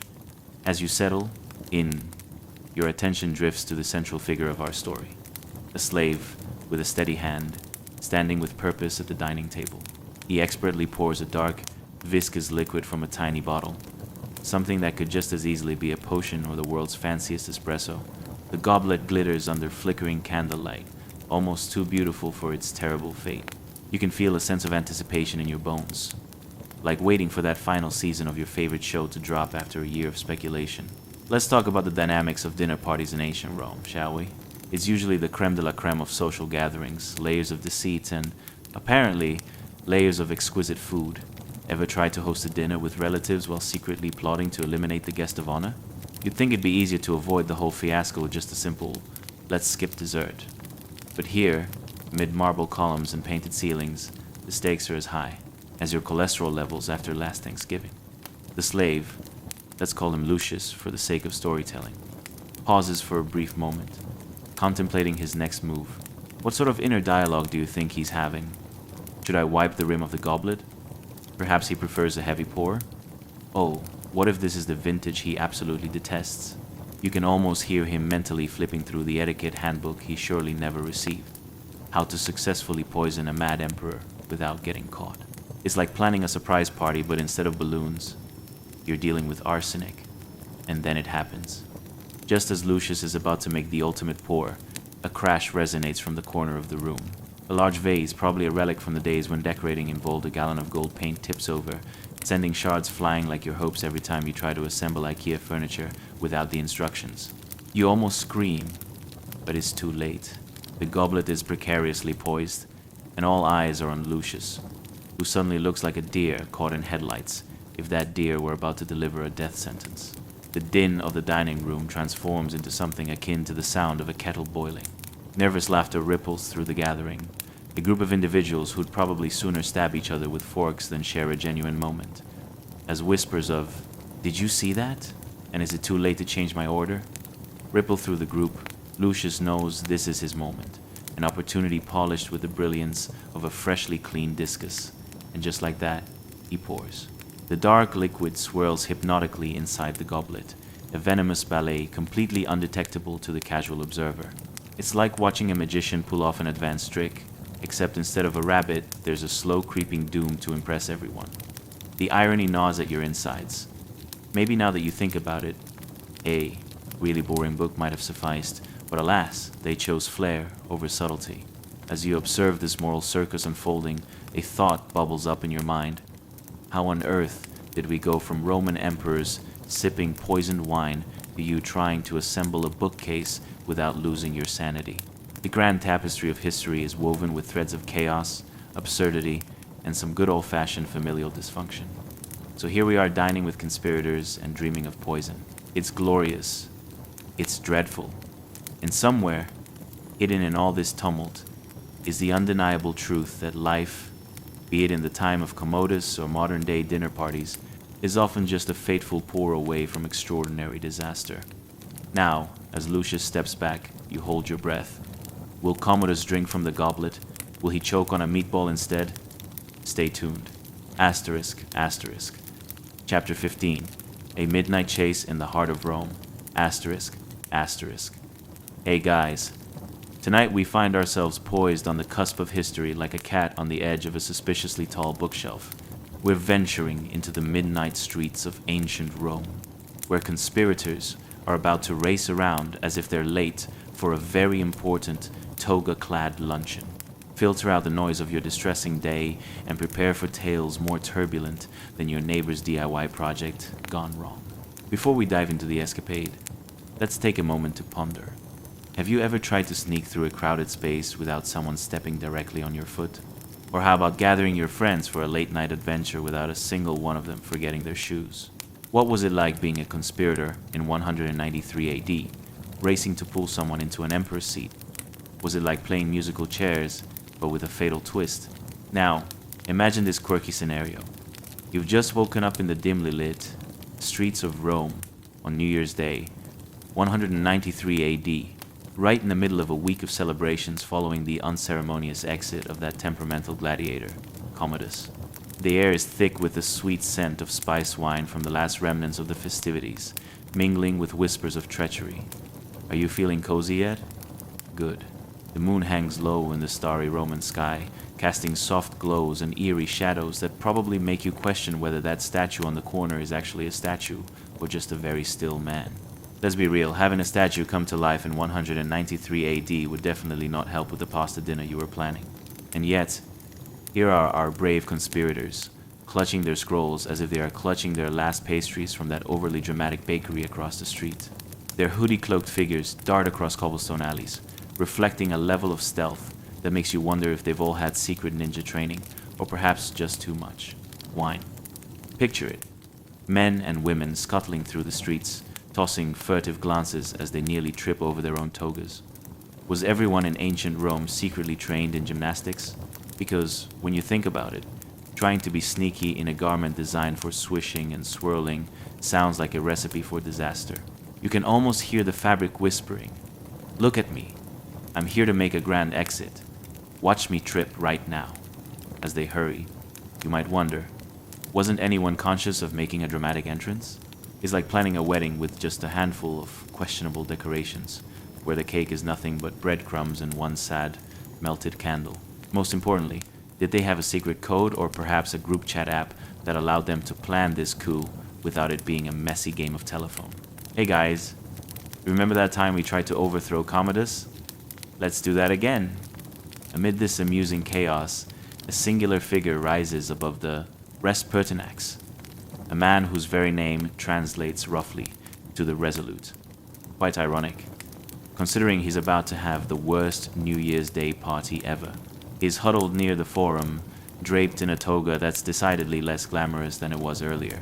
His companions have bolted, having caught wind of their conspiratorial whispers, probably faster than you sprinted to avoid being late to work last Tuesday. But let's take a pause here to soak in the environment.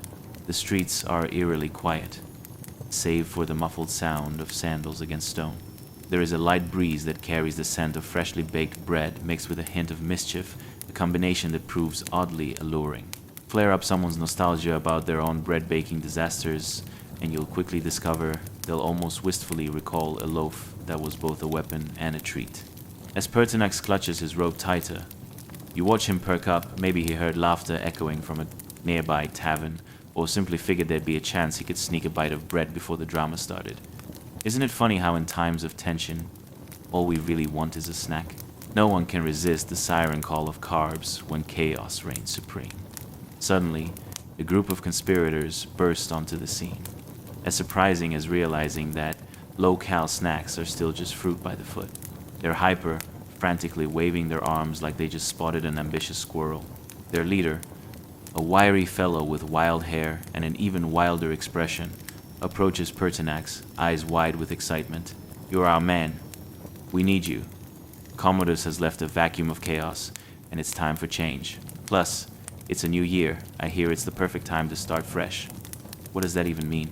Starting fresh by declaring yourself emperor while others are still clearing the remnants of their hangovers from last night's debauchery? Hey, have fun with that loyal adherence to the Roman calendar. I'm sure Caesar would approve that you're taking breaks in between imitating his success. As you settle into this frantic scene, it strikes you. This moment is just like trying to convince your family that an unexpected game night is a great idea. Everyone initially gasps, then stumbles over one another trying to figure out what snacks to serve. And next thing you know, you're all knee-deep in Monopoly, while someone quietly plots how to snatch all the hotels while you're distracted. Welcome to Rome, a chaotic sense of history in progress. In the end, why not excel in both snacking and ruling a nation, right? The conspirators, after all, are vying for an emperor who may very well be cementing an epic story of rise and fall, a tale layered with drama, betrayal, and the occasional accidental slapstick routine. So let's lean back and watch as our conspirators weave through the tight streets, anxious laughter blending with a backdrop of candlelight, leaving us to wonder, will this chaotic ensemble truly usher in a new era, or simply end up as another epic fail cataloged in the annals of history? And what's a history book without a bit of enthusiasm, drama, and snacks? But now, in this theater of the absurd, we'll let the night unfold, keeping in mind that in Rome, as in life, mischief is just another word for opportunity. Whether they win or trip in the process, history always remembers the tale, preferably one where snacks play a key role, blissfully unaware of how self-destructive the human drama really is. And with the conspirators' plan unfolding, the only question left is, what would you wear to become emperor, and does it come with pockets for those all-important snacks? Asterisk, asterisk, chapter 16, Pertinax and the Crown of Chaos. Asterisk, asterisk, hey guys, tonight we're diving into a historical saga more chaotic than your last family reunion, where everyone forgot the person hosting is vegan. Imagine this. It's 193 AD, a time so reckless it could easily win the most likely to produce a meme award in the Roman timeline. We're talking about a year of the 5 emperors, the only year in history that sounds like the title of a badly planned sitcom. Trust me, you're gonna want to take a deep breath, grab your favorite snack, because snack time is life, and settle in. Before we plunge into the hijinks of Rome, let's take a moment to reflect on modern life. Have you ever found yourself in a situation where you realize your entire plan hinged on one person not forgetting their keys? Or how about that time you thought you'd host a peaceful brunch, only to find out half your guests were on a fad diet that made ordering takeout more complicated than launching a rocket? Picture it, a bunch of conspirators scrambling around, desperately trying to make history before the next gladiator show starts. Yes, tonight we're going to witness a riveting, toga-strewn spectacle with our lead actor, Pertinax's servant turned emperor, who's about to discover that life on the throne is arguably messier than his old job. Now, without further ado, let's plunge into the hustle and bustle of Rome, where everyone is wearing something that's clearly not made for mobility, and the stakes are higher than your kid's school project on ancient Rome, which conveniently requires a shoebox. Picture it.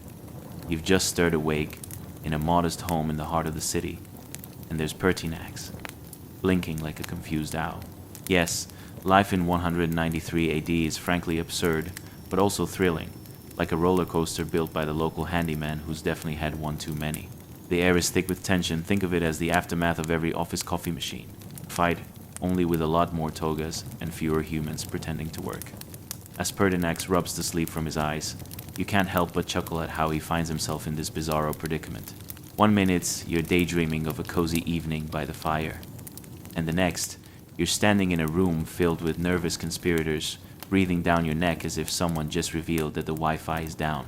What are these people doing? Why are they looking at him like he's the last fresh pizza at a party? They're also vibrating with barely restraining excitement, like kids on a sugar high who just spotted their favorite ice cream truck. One conspirator, a particularly wild-eyed man whose hair resembles a hedgehog in need of a trim, steps forward. Pertinax, you're our guy. Commodore's left a power vacuum so big it could swallow a bull. Of course, one might wonder if they even know what a power vacuum is, or if he just meant the last time someone tried to clean their toga with a broom. What do you mean I'm your guy? You people must have lost your collective marbles. Pertinax stutters, glancing around as if one of them might have an emergency hamster in their toga that could help him out of this situation. The conspirators exchange glances as if to say, come on, you want to keep wearing that toga forever, right? As the gravity of his situation hits him, You can see his mind racing faster than a toddler after a long nap. The whispers of Emperor echo in the room, making it sound an awful lot like a political campaign slogan, but with no actual plans for policies or Wi-Fi services. Wouldn't it be funny if the crown had Wi-Fi? Vote Pertinax. Your answer to a better, very unplugged empire. The streets outside buzz with the dulcet tones of Roman life, the clattering of sandals, the occasional shout, and the hints of olive oil wafting lazily through the air. Imagine walking through such a scene, taking it all in, as if it were a really poorly crafted salad, just a mix of everything with questionable dressing. With all eyes on him, Pertinax begins to realize this isn't just a group of friends deciding where to grab dinner. No, these folks are ready to crown him, like he just found the secret stash of chocolate in the pantry. You want me to lead this raucous launch party of chaos? He mutters, his voice laden with disbelief, though a small part of him is visibly intrigued, perhaps even excited. And who could blame him? After all, who wouldn't want to trade their boring life for a chance at being the boss of the entire Roman Empire? But wait, he thinks. Are these guys going to offer me a lifetime supply of wine, or just a new toga for my troubles? What's their return policy on that? Finally, in a burst of determination, Pertinax opens his mouth, but not before attempting to smooth the toga wrappers like you would a wrinkly receipt. Fine. If I do this, do I get free snacks? He peers closely, half expecting a buffet to magically appear. How about a royal approval on some sweet bread rolls? Ah, but there's the rub. In a world where rules are stricter than a nighttime storytelling contest where absolutely no one is allowed to laugh, daring to become emperor is the stuff of legends often ending in tragedy, scandal, and a food fight of epic proportions. But isn't that the best part? It's a testament to human folly, a tale woven from dreams, absurdities, and yes, sometimes even pita bread. So here you are, settling into the scene, observing as Pertinax grapples with the reality of becoming an emperor, all while surrounded by conspirators who may or may not have had just a little too much wine. Where else could you witness such glorious chaos unfolding in history? The hilarity of it all is just starting. And as we drift deeper into Pertinax's story, remember, sometimes life hands you a crown without a single instruction manual, and the snacks, well, they're still unaccounted for. And as you sink deeper into the fabric of this era, believe me when I say, much like scrolling through social media at 2 a.m., this is just the beginning of a very long, if somewhat silly tale. How did Pertinax come to be? What entangled mischief awaits? The toga-clad comedy is only just beginning. Asterisk asterisk. Chapter 17. Dawn at the guard barracks. Toga shenanigans asterisk asterisk. Hey guys. As the sun gently stretches over ancient Rome, all shiny and bright, ready to shine some serious light on the internal chaos of the Praetorian Guard, you might just want to remember a couple of crucial life hacks. First, if you ever find yourself in a situation where the atmosphere is thicker than a porridge made with a heaping helping of disappointment, maybe it's best to keep your head down and avoid potential toga entanglements. Trust me, it's like trying to fit a cat into a cardboard box never ends well. Now, imagine this scene. It's the break of dawn in the Praetorian Guard barracks, and the grumbling voices of soldiers echo through the damp, stony walls, empty promises, and strong opinions swirling through the air like a particularly angry jazz band. You can feel the frustration thick enough to slice with a butter knife. These guys look like they've just seen their last potato. And believe me, not even 100 slices of bread could make a good breakfast feel remotely complete to them right now.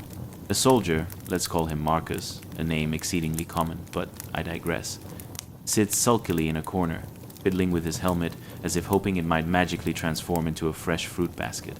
And then there's Lucius, who boasts the kind of beard that could house small woodland creatures. He grunts out a complaint so loud it could rattle the rafters, or at the very least, incite a morning groan from his pals. I signed up for glory and glory only, not to suffer through another round of trench foot. Every soldier nods while they clutch their feet like they've participated in the world's worst pedicure session. Enter Pertinax, your latest emperor, greeting them with a smile that's probably more nervous than a cat in a room full of rocking chairs. He strides in, ready to charm his way into their hearts, or, more accurately, their stomachs, by offering a massive donative. Yes, my friends, when times are tough, money or shiny coins, in this case quickly becomes the Mediterranean balm for broken souls. "Gentlemen," he exclaims, feeling like a waiter about to serve an overpriced meal, "how about a little refresher course on loyalty?" The soldiers perk up.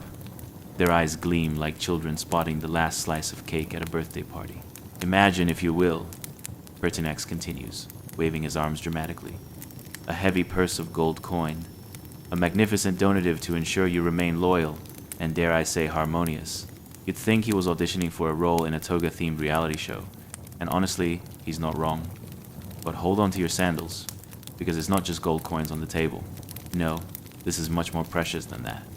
The soldiers are grumbling like they've been forced to eat turnips for a week straight when Pertinax, sensing his audience, leans into the deal of a lifetime, giving them the sort of charismatic pitch that would make even a used chariot salesman weep with envy. "With your loyalty, I'll guarantee you endless supplies of wine. And I'm not talking about the watered-down stuff from last week's feast." The room erupts. "Wine?" one soldier exclaims, as if he's just had the universe revealed to him during a poorly timed euphoric epiphany. "Sign me up. Do I get a t-shirt, too?"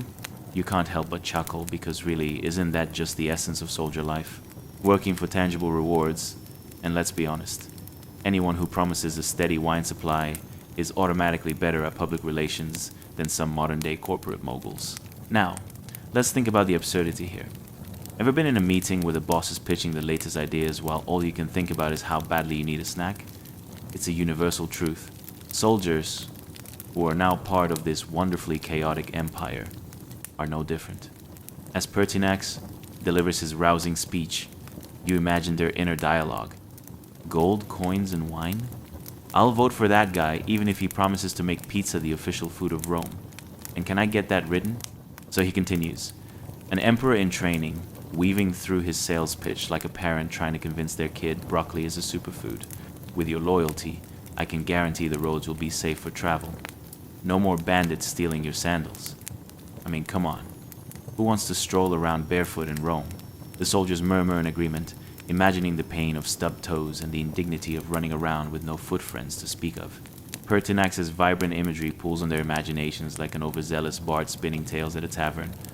Money, wine, and safe sandals. What's not to love, right? And just like that, he's got them.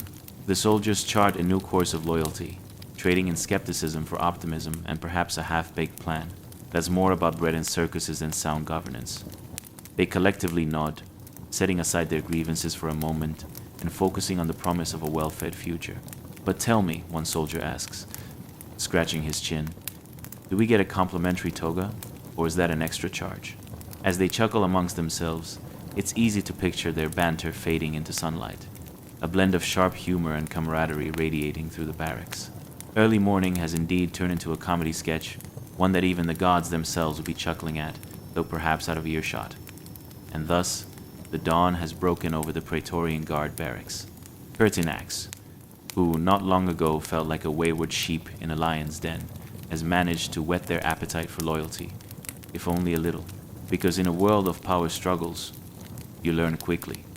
Sometimes, all it takes is a bit of humor, a good snack, and the promise of wine to redefine what leadership looks like, even when wrapped in a toga. As you lie back, wondering how many sandals you'll need to keep your toes from retreating into the next century, remember historical chaos often thrives on charming absurdities. Let's see what other shenanigans await us in this expansive tainted toga adventure. Asterisk, asterisk, Chapter 18. The pile of excess that laid the empire. Low asterisk, asterisk. Hey, guys, as we drift deeper into the historical antics of yore, prepare yourself for a tale that's about as baffling as trying to figure out why your cat thinks a box is the best sleeping spot ever. Tonight, we find ourselves in 193 AD, a year so chaotic that even the Romans considered calling it a wash. Picture a soap opera more dramatic than a toga-clad fashion show, replete with backstabbing, betrayal, and so many unnecessary love triangles. You'd think they were all auditioning for a role in As the Sand Falls. We've got emperors, generals, and a guy named Pertinax who's about to face more political drama than a soap opera star at a family reunion. So dim the lights, turn on your oscillating fan for that refreshing breeze, and here's the kicker. Like, subscribe, and toss a comment down below if this tickles your fancy. But only if you truly enjoy this, no pressure. We've all been there. Imagine yourself waking up in Rome, not in your cozy bed, but in a marble palace. Which sounds nice until you realize the blankets are made of something akin to overpriced wool, super uncomfortable and even less breathable than an airtight container. Speaking of the ancient elite, have you ever wondered how easy it is to oversee a collection of luxurious goods that could make even the most stingy of pack rats break out in a sweat? Or pondered what it must feel like when someone yells at you while you're sitting on a mountain of excess and gold, demanding you do something about it? Now, congratulations. You've just woken up in 193 AD, and what do you see? An emperor standing before a horde of luxurious goods that make the Vegas Strip look like a thrift shop on clearance day. Yes, you're in the chaos, known as the Year of the Five Emperors. A time of such instability that even the most naive would ask, do I need a ticket to get in on this drama? So picture Pertinax, the new emperor who's just stumbled into a job offer that feels more like a toxic relationship than an administration.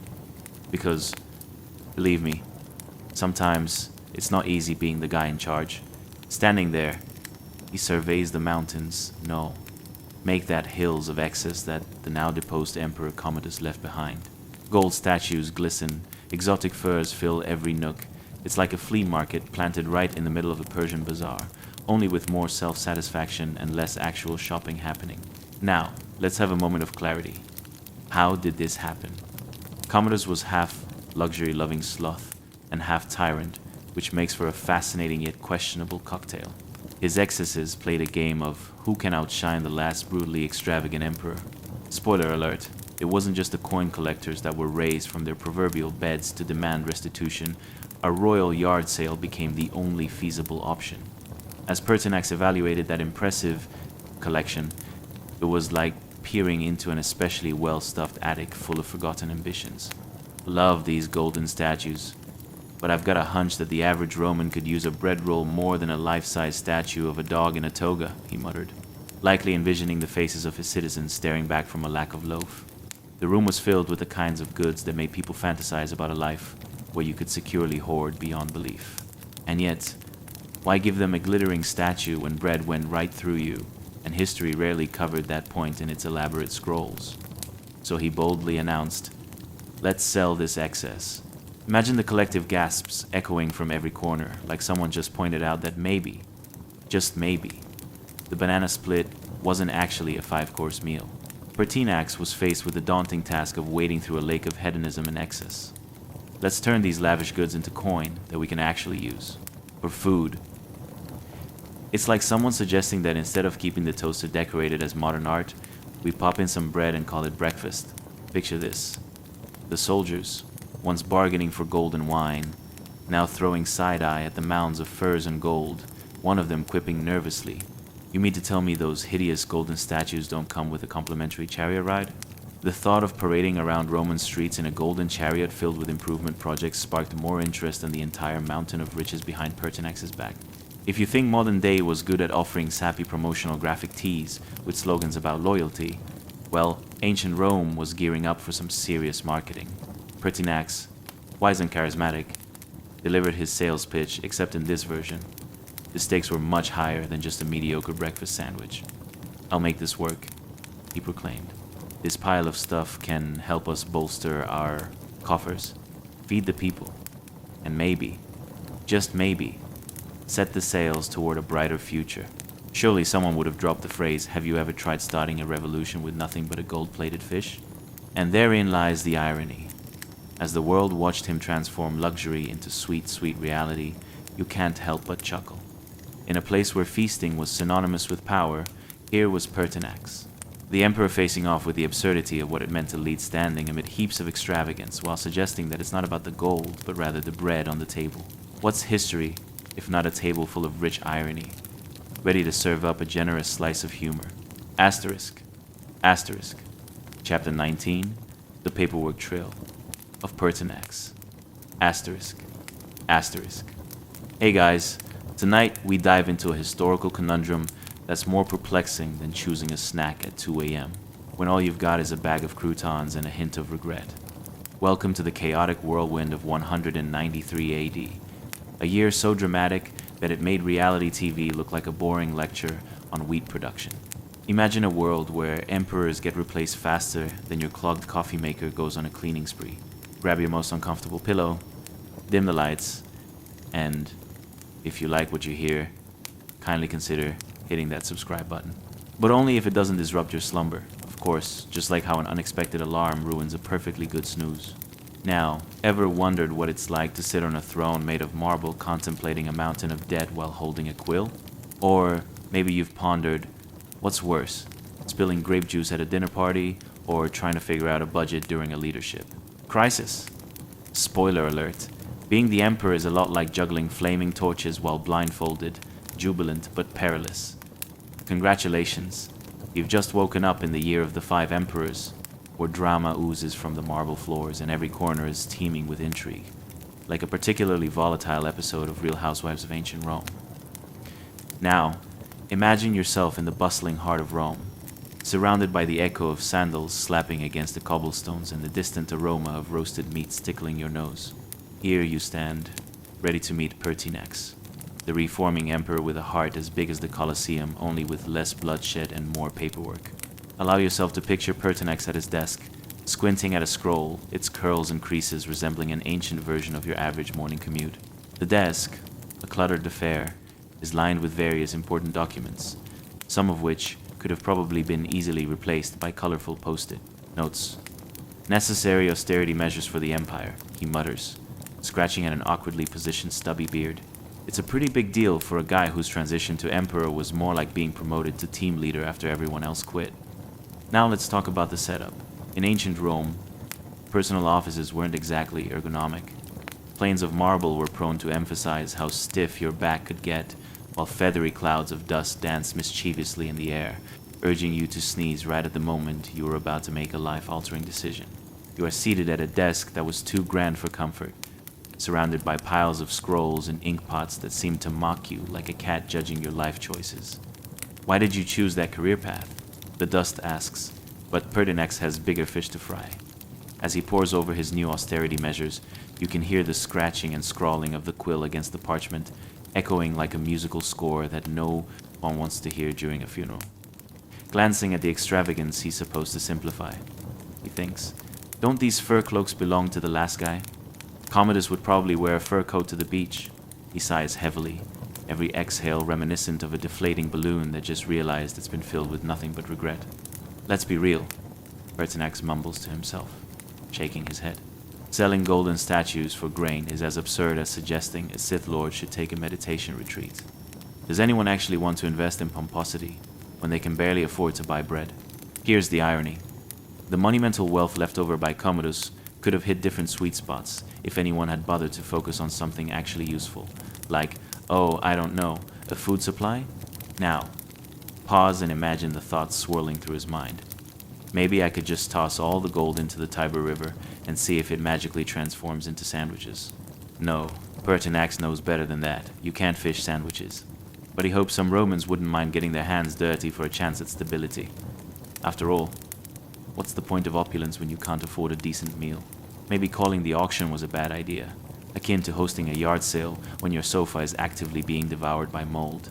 Ever wonder whether the senators, among their contentious debates, were bored enough to argue about which wine was truly the drink of the gods? There is probably someone furiously shaking their head, feeling like they're stuck in a medieval version of a sitcom. Pertinax runs his fingers through his hair and faces the challenge head on. Time's a-wasting, he thinks dramatically. Let's put this gold to actual use. Imagine peers rolling their eyes as he declares amid stifled yawns. Instead of hoarding gold like dragon lords, we should be investing in communal projects. Bread, glorious bread, can only be achieved with honest labor. They're looking at him like he suggested naming the next horseback chariot after the family dog. It's ludicrous, but oddly appealing. Ultimately, as Pertinax signs his modest austerity measures, consider the truth. Leading an empire is much like trying to manage a circus with 1,000 clowns, all while holding a bowl of spaghetti. He can't help but chuckle to himself as he envisions a future where the treasury isn't just a glittering vault of absurdity, but ultimately filled with comfort, sustenance, and a sense of peace. So here we find Pertinax, drawing lines and signing names, deftly diving into the intricacies of governance, more like playing chess with extra pieces, rather than trying to decide if 24 potato samosas can solve world hunger. He is hoping that, in the mess of history, even a tiny semblance of common sense can rise amid the chaos, proving that even emperors can sometimes just want a decent slice of bread. As Pertinax finishes his signing, let's sashay towards the next chapter of absurdity. What could possibly go awry? Before we find out, rest your weary head and recharge for more hilariously historical escapades. Asterisk, asterisk, chapter 20. The Praetorian Shuffle. Asterisk, asterisk. Hey guys, tonight we venture into the hilarious chaos of 193 AD. A time when emperors were chosen with the same care as picking a snack from the back of the pantry. It's uncertain, potentially regrettable, and could easily lead to an upset stomach. Imagine the tension of the Roman Empire wearing army boots, shuffling in line like an overly caffeinated JoJo's Bizarre Adventure opening. But instead of fabulous poses, you just have a whole lot of grumpy faces that scream, "We hate our new boss." Our spotlight is on that ever-fabulous troop known as the Praetorian Guard, equivalent to modern-day bodyguards, but with less charm and a flair for over-the-top melodrama. So let's set the mood, shall we? Dim those lights, turn on that ceiling fan, and snuggle in. Tonight, we aren't just talking history. We're embracing the beautiful absurdity of it all.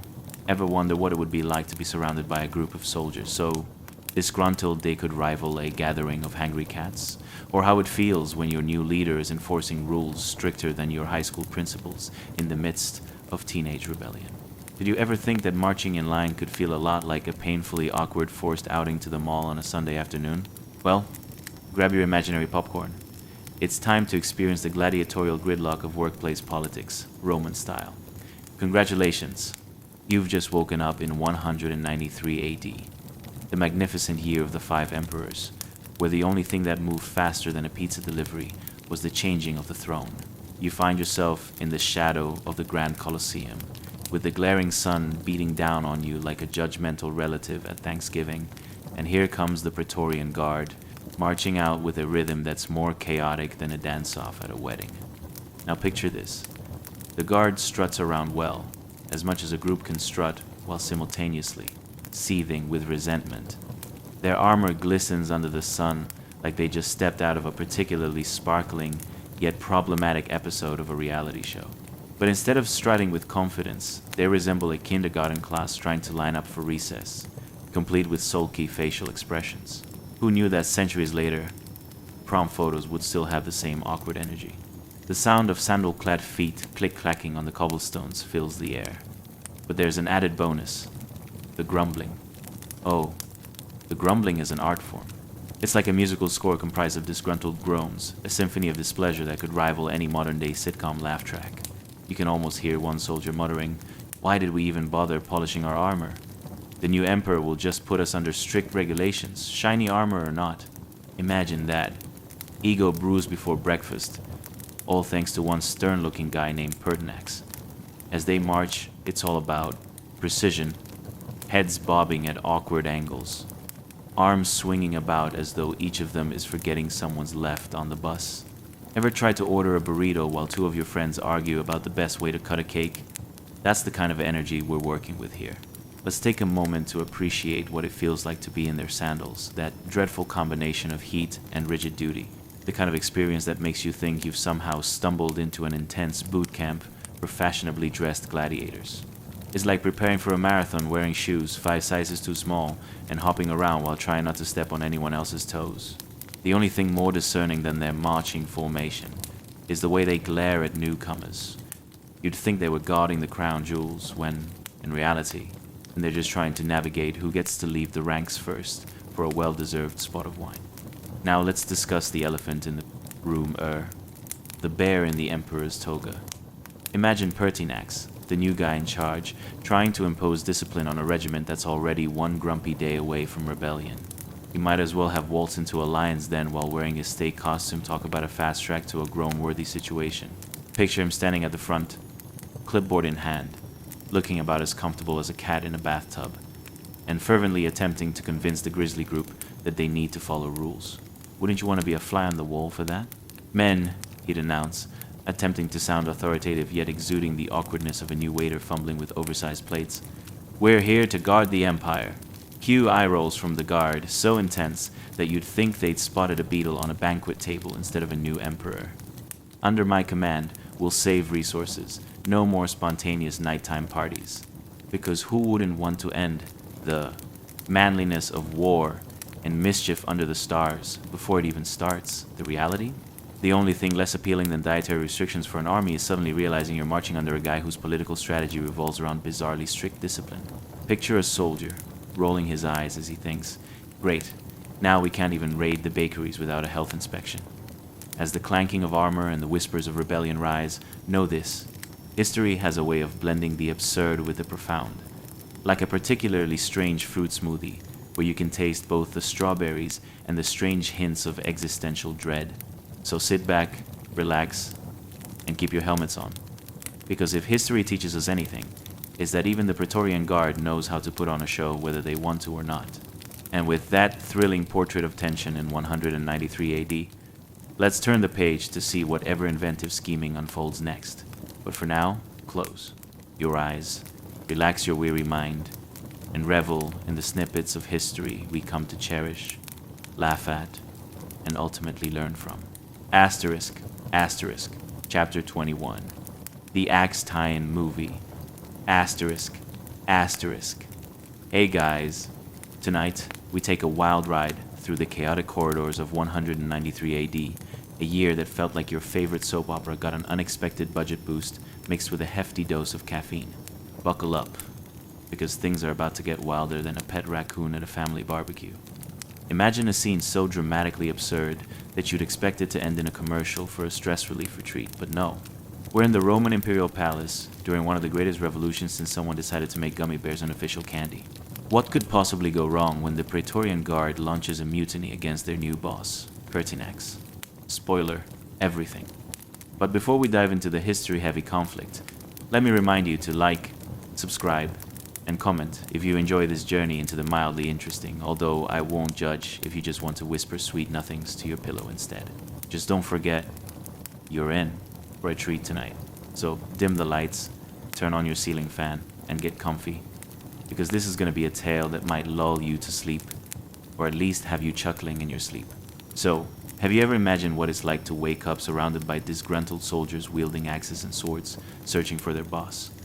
Does it feel like a bizarre team-building exercise gone tragically wrong? Ever thought about what goes through the mind of a very surprised emperor when he realizes he's more popular than a broccoli salad at a barbecue buffet? Or how about the logistics of mutinous soldiers trying to figure out how to bust into someone's office without, and I stress this, completely losing their minds in the process? Congratulations. You've just woken up in the Grand Imperial Palace of Rome in 193 AD, right in the thick of a mutiny that could put a blockbuster action flick to shame. The echoes of clanging armor and the muffled sounds of confusion set the stage. Imagine the smell of tension, sweaty soldiers, and perhaps too many lentils for lunch wafting through the gilded hallways. You're tucked safely in a corner, perhaps peeking through a decorative column as an entire battalion of the Praetorian Guard rushes forward with the fervor of shoppers on Black Friday. There they are, bronze helmets gleaming well, if you ignore the suspiciously sticky bits from the last banquet, and weapons drawn like they're in preparation for the biggest pizza delivery of their lives. Let's talk about the scene axes, glinting in the lavishly lit corridor, like shiny toys in a forgotten playroom, and swords glistening with promises of things that definitely don't include goodwill or office parties. You half expect a dramatic action score to kick in, like your favorite 80 seconds movie that you can't help but love despite its over-the-top antics. Suddenly, you're surrounded by whispers that sound like it's the beginning of a very poorly planned takeover. I swear the last guy was better. And can't someone just challenge him to a bake-off and call it good? The guards bumble about, attempting to pretend they know exactly where Pertinax is hiding, but really it looks like they've just entered the world's worst version of hide-and-seek.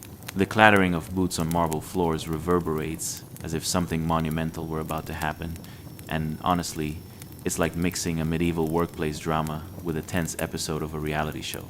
As they buckle down and prepare for action, it feels as if the next words uttered could bring the entire empire to its knees. He went that way. Now imagine this poor Pertinax, probably stuck in a cozy office sipping lukewarm wine, obliviously unaware that his employee evaluation was about to be a free-for-all. He may as well have gone to take a restroom break during a riot. How does one prepare to be hunted down by disgruntled bodyguards while feverishly scribbling his next order of the day on a tablet? And what responsibilities come with being the ruler when your guards are more likely to play rock, paper, scissors to decide who gets to storm the office? I'll send him a memo. You can almost hear him saying through gritted teeth, like, can I get a moment here? Just trying to figure out my PowerPoint on why ordering lunch requires a detailed protocol. As they rush, outbursts like, glory to Rome, punctuate the air. But all you can think about is why no one thought to bring a snack to the party. Surely it's hard to stay motivated when sword-wielding might is at stake. Can't a guy just have a peace treaty over pastries instead? Oops. Sorry, says one guard, accidentally knocking over an ornate vase that was probably worth more than your last car. But nobody's really paying attention to that. Oh no! They're fixated on the emperor, who's now trying to blend in with the decorative foliage, hoping to avoid a very big let's talk about politics moment. The scenario unfolds like a mixed bag of slapstick humor and deadly seriousness.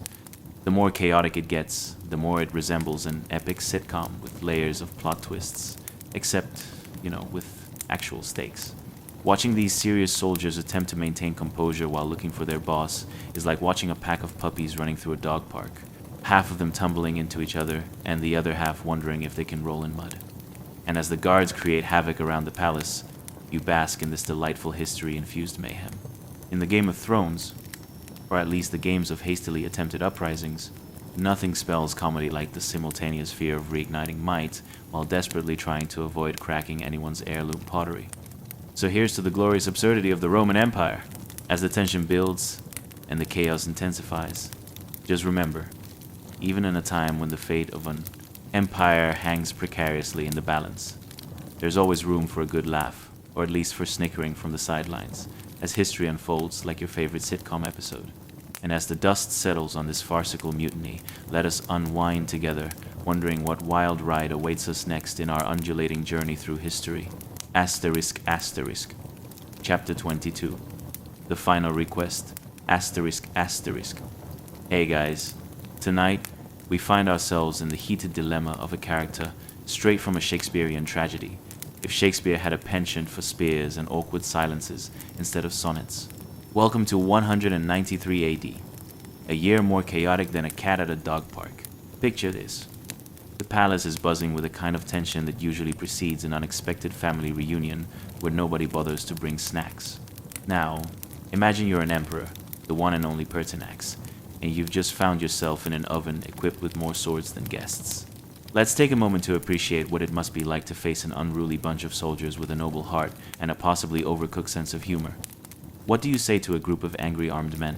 Hey guys, nice axes, could we talk this out over a nice cup of wine? Spoiler, the answer is typically a resounding no.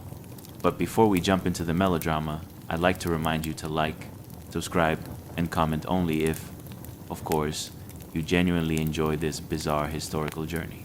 And as we embark upon this adventure, dim the lights, cool the room to your liking, and wrap yourself in the softest blanket you can find because trust me, you'll need it.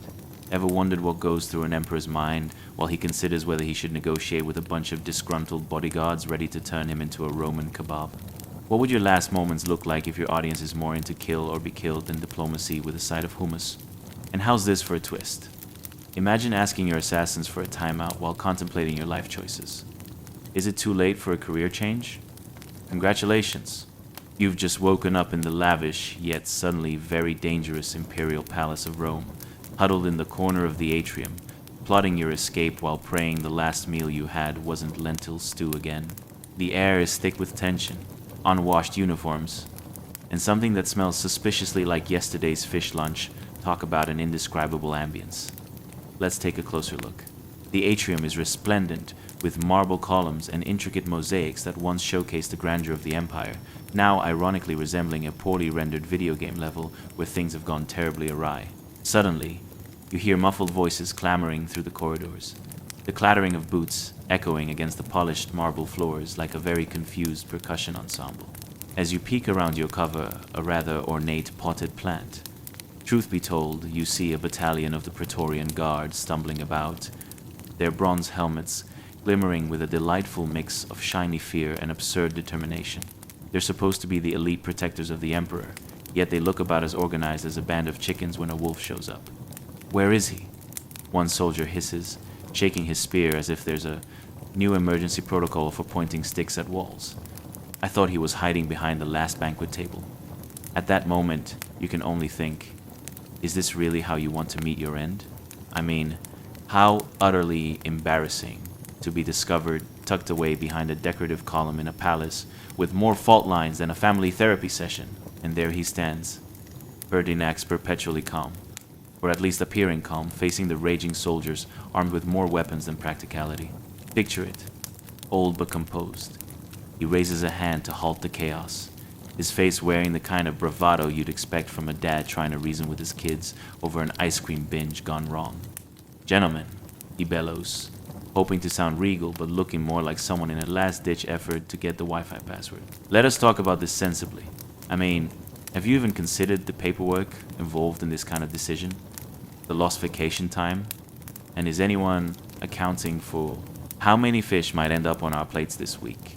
Humorously, amidst their fury, you can almost hear the soldiers whispering. Does he think we're here for a seminar on workplace efficiency?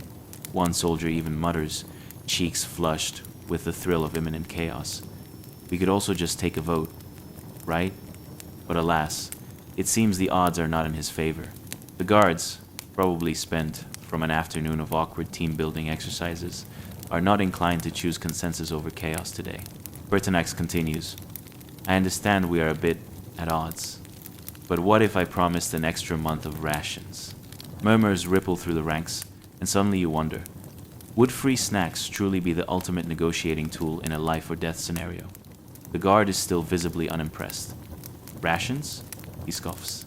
Buddy, we can get all the lentils we want. We need a little something more exciting, maybe a race or some gladiators? It's becoming apparent that Pertinax is desperately out of touch with what modern disgruntled employees really want. A free pizza would probably work. But a fatal miscalculation looms as the soldiers chuckle at his naive attempts at negotiation. They're not here for statutes or free snacks. They're here for blood, and all he's offering are crumbs. The overall scene spins hilariously into the absurd, with the tension swirling around like a poorly choreographed dance-off gone wrong. What's the plan here? Order pizza or give them a performance worthy of the best Roman theater? You can imagine the amused expressions on Pertinax's face, the epitome of resignation mixed with the fluster of a man who truly thought he could out-sweet-talk a band of rapscallions. And just when it seems like nothing can salvage this gathering, you see him slotting into a groove, launching into a motivational speech about the glory and benefits of teamwork. The gods, momentarily taken aback, stare blankly as if he just proposed they all do jazzercise together instead. But then, of course, if rock bottom were a beverage, they'd be chugging it right now. Will Pertinax charm his captors with charisma, or will this be an epic flop worthy of Shakespeare's finest tragedies? One thing's for sure, it's anything but boring in the Imperial Palace.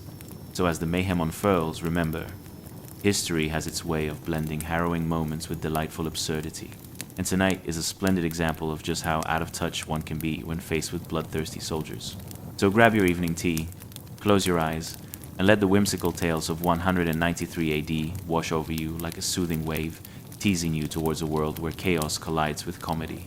Sleep well, dear listener, for tomorrow promises even more mildly interesting history. Asterisk, asterisk. Chapter 23, The Unexpected Swordplay. Asterisk, asterisk. Hey guys, welcome back to another beautiful night of mildly intriguing historical hijinks. Tonight, we're diving deeper into the chaotic battlefield of politics, swordplay, and the kind of backstabbing you'd expect only from a daytime soap opera. It's 193 AD, and it feels more convoluted than trying to assemble IKEA furniture while blindfolded. So, make yourself comfortable, perhaps grab a snack that doesn't involve dubious historical ingredients like roasted grubs, and prepare for an evening filled with history that's as chaotic as ordering a latte in ancient Rome. But first, let's take a moment to ponder. What goes through an emperor's mind when he realizes he's about to be rather dramatically assassinated? Do you think he wishes he had taken that vacation to the peaceful seaside villa instead of piecing together a reform agenda And how do you politely tell your bodyguards to take a break without putting your head on the chopping block quite literally? Maybe it's too late for a career change. Or perhaps he just wishes to be a humble fishmonger instead. What if Pertinax just wants to open a sushi bar to escape all this madness? Well, grab your warmest blanket, dim those lights, and close your eyes as we slip into ancient Rome, where you've just woken up in the heart of the imperial palace, a place filled with both elegance and the scent of intense agitation. Like expired fish mingling with freshly polished marble. The air is tense and electric, the perfect environment for an uprising that, much like a poorly arranged family reunion, could end in absolute chaos. You feel the weighty silence pressing down around you, thick enough to cut with a dagger, as you try to blend seamlessly into the surroundings, or at least not trip on that extravagant mosaic of battles and mythological figures underfoot. As you peek around the lavish column encrusted in gold leaf, because what's luxury without a hint of display? You catch sight of the Praetorian Guard, those so-called elite soldiers who seem to resemble a confused gang more than an organized military unit. Clumsily shuffling their armor, they look like a group of toddlers about to embark on their first school play real earnestness, tied up in absolute chaos. Where's that Pertinax guy? One of them whispers, clearly not up to speed with the information that the Emperor is, well, kind of in the room. With bewildered expressions, they fumble around the atrium as if trying to find a missing sock, misplaced amongst the lavish decor and perhaps a bad decision or two. Do you think he's hiding behind the fruit platter again? Another mutters, gripping his spear like it's an oversized lollipop connected to a dream of glory. And perhaps, in another universe, Pertinax is indeed hiding behind a magnificent fruit display, contemplating how many types of apples he could bake into a pie while avoiding being stabbed. Quite the culinary diversion, but sadly, not practical. Against this backdrop of confused warriors and fancy decorations, you spot Pertinax. This guy looks like he'd have fit right in at any awkward dinner party. You'd almost think he just sat down with a glass of wine after a long day. But instead, here he is, trying to maintain composure in front of a group of grumpy soldiers ready to take matters into their own hands. Truly, he's trying his best. What a remarkable testament to perseverance.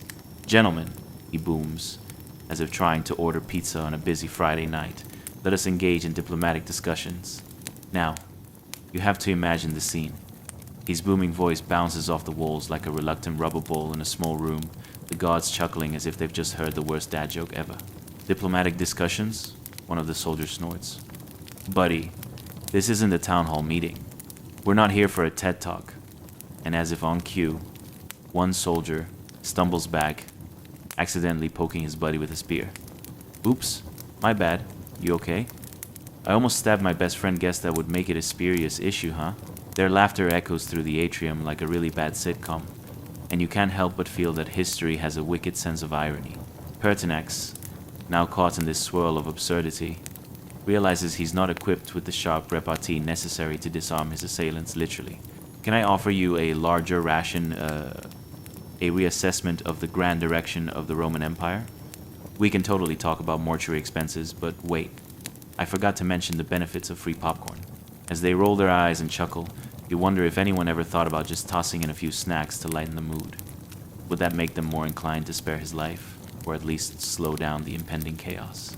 Paradoxically, the Emperor's negotiation skills seem to have fallen as flat as an undercooked souffle. Ironically, as he wiggles around trying to sway the crowd, the soldiers seem to be warming up to the idea. Perhaps a round of gladiatorial games could be fun too. Then again, that's what they wanted, a good old-fashioned brawl in which they could flex their muscles and channel their inner Roman warriors. Suddenly, out of nowhere, and with the finesse of a sloth on roller skates, one Praetorian leaps forward with no regard for the entire situation. Time slows, and as he unsheathes his sword, the moment becomes tragically dramatic. With a swift strike that echoes throughout the grand corridor, Pertinax falls to the mosaic floor with all the dignity of a toppled statue, his momentum propelled not by grace but rather sheer misunderstanding. You can almost hear the potential for Shakespearean tragedy in the background, accompanied by dramatic music, while the guards exchange looks of utter disbelief, suddenly feeling less like the elite they profess to be and more like stars cast in a farcical performance. As silence envelops the room, the realization hits harder than a 2-ton elephant on roller skates. This is indeed the end of the Pertinax experiment. A short reign long remembered for its earnest attempts to do good. The guards are left standing in shock over the consequences of their actions, wondering if they had perhaps misprioritized their decision-making process, along with their snacking choices. And just like that, you find yourself transported into the annals of history where chaos reigns supreme and the unpredictability of fate leaves you wondering what on earth just happened. Ah, history, the best comedy of errors, where even the most tragic moments can lead to unexpected laughter. And here, dear listener, we remember that the past is rarely boring and is often downright absurd. Perhaps a lesson for us all. As the dust settles, take a deep breath and let the absurdity wash over you like a warm bath of melted chocolate. Tomorrow, let's dive further into the year of the 5 emperors and explore how one man's demise can set off a comedic chain reaction of unexpected changes. Asterisk, asterisk, Chapter 24, The Headless Wonder Parade, asterisk, asterisk. Hey guys, welcome back to another night of mildly interesting historical shenanigans, where we dive into tales that make you grateful for modern times. Tonight, we're flinging ourselves into the turbulent turmoil of 193 AD, a year so wild it makes a family reunion in a clown car seem pedestrian. This is the year of the 5 emperors, where leadership changes faster than your favorite coffee blend's trendy names. Have you ever wondered what it would feel like to wake up one morning as an emperor, only to have your day ruined by a surprise visit from a group of disgruntled soldiers wielding weapons like toddlers throw tantrums? Or how about the pressure of choosing a breakfast that won't lead to a potential coup? You could go with roasted figs, or take the risk with the questionable leftovers from last night's feast. What if they decide your cooking is worse than being stabbed? So settle in. Perhaps grab a less dubious snack than mystery meat on a stick, and dim the lights. Trust me, you don't want to witness the history we're about to cover in full brightness. Imagine yourself lounging in your modern cozy bed, but instead you're wrapped in a toga made from whatever fabric your ancestor thought looked fancy that day. Congratulations. You've just woken up in the heart of ancient Rome, and oh boy, are you in for a treat or a trick, depending on how you interpret Roman hospitality. Now that we're all snugly and comfortably confused in this ancient setting, let's talk about something particularly gruesome, the aftermath of Emperor Pertinax's dramatic exit. Picture the streets of Rome, bustling with the energy of a Saturday morning market, but instead of fresh produce, they're displaying something truly grisly, because nothing says stable leadership quite like a severed head on a pike. You open your eyes to see an uproarious crowd gathering near the forum. The scent of fresh bread lingers in the air, yet it's overshadowed by a hint of something decidedly less appetizing, like ancient fish gone terribly, terribly wrong. The very type of smell that makes you question every life decision you've ever made. You're swept into the scene, not literally, thankfully, or you'd be considered a casualty of absurdity rather than an observer of history. Look, a literal head on a stick. A nearby vendor shouts, waving his arms as though he's trying to sell you the latest iPhone model. Only 5 denarii, perfect for your mantelpiece. There's a slick sense of promotion here, as if the streets of Rome had just turned into a bizarre episode of a takeout reality show. You shake your head in disbelief, thinking, can you imagine trying to explain this at dinner? Oh, this? Just some leftovers from last week's political debate. The crowd buzzes like a beehive in a caffeine-fueled frenzy, many trying to capture the moment on their smartphones. Oh, wait! History hasn't invented those yet. Instead, they're probably using pottery fragments to etch out their very own social media moment for centuries to come. Number imperial instability takes a whole new meaning here. What you witness is nothing less than a macabre carnival of sorts, full of gory attractions that include guess what color my toga is now, and tyranny toss. It's like a reality show society that can't decide if it wants to create meaningful history or simply burn everything down while making memes that would baffle historians in the centuries to come. People are gawking and laughing in the same breath as they point at Pertinax's actual bloodied head, and a part of you wonders if they ever considered that this might be, less than respectful. But hey, when life gives you chaos, you throw the best headless wonder parade you can muster. In the center of the fray, a group of soldiers laughs and jostles one another as they lift the pike higher. Will it be a pass, a slam dunk, a final tribute fostering absolute imperial condemnation? It's hard to tell who's more shocked, the spectators or the poor janitor who's now faced with sweeping this mess once the revelry dies down. Victory. One soldier roars while posing dramatically like a very poorly executed sculpture.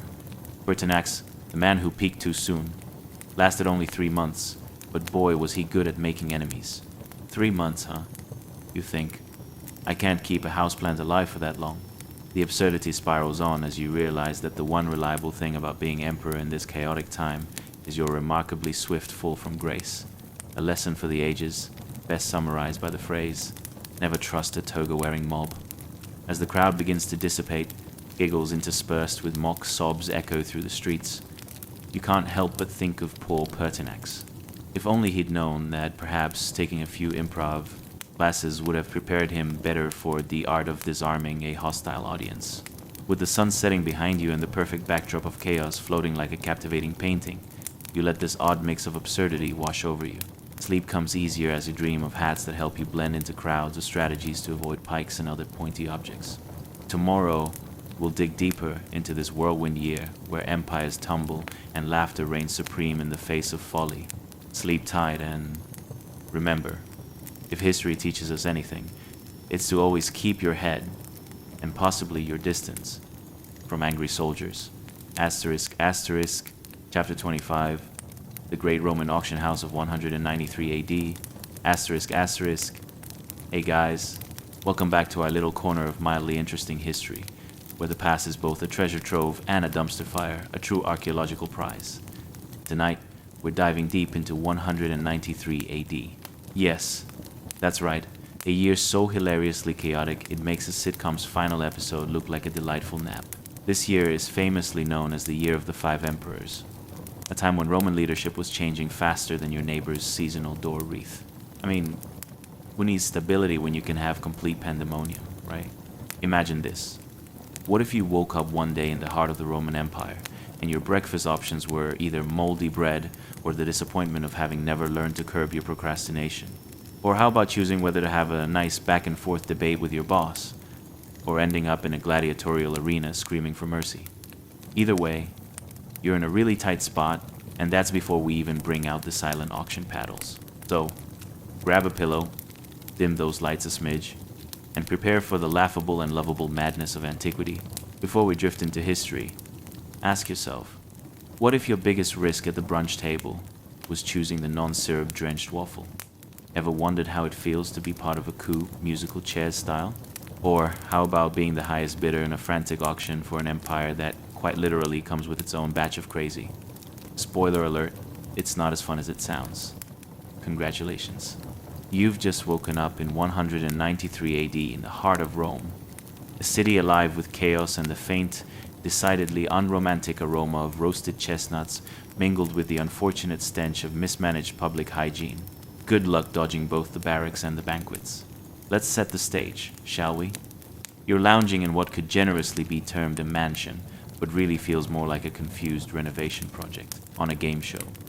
You glance out the window and see Roman citizens swirling about like a wild flock of slightly disgruntled geese, a motley crew of merchants catching your eye, attempting to hawk their wares with the enthusiasm of contestants from a poorly thought-out daytime reality show. And just when you think it couldn't get any weirder, there's a gathering at the forum, teeming with excitement and anticipation.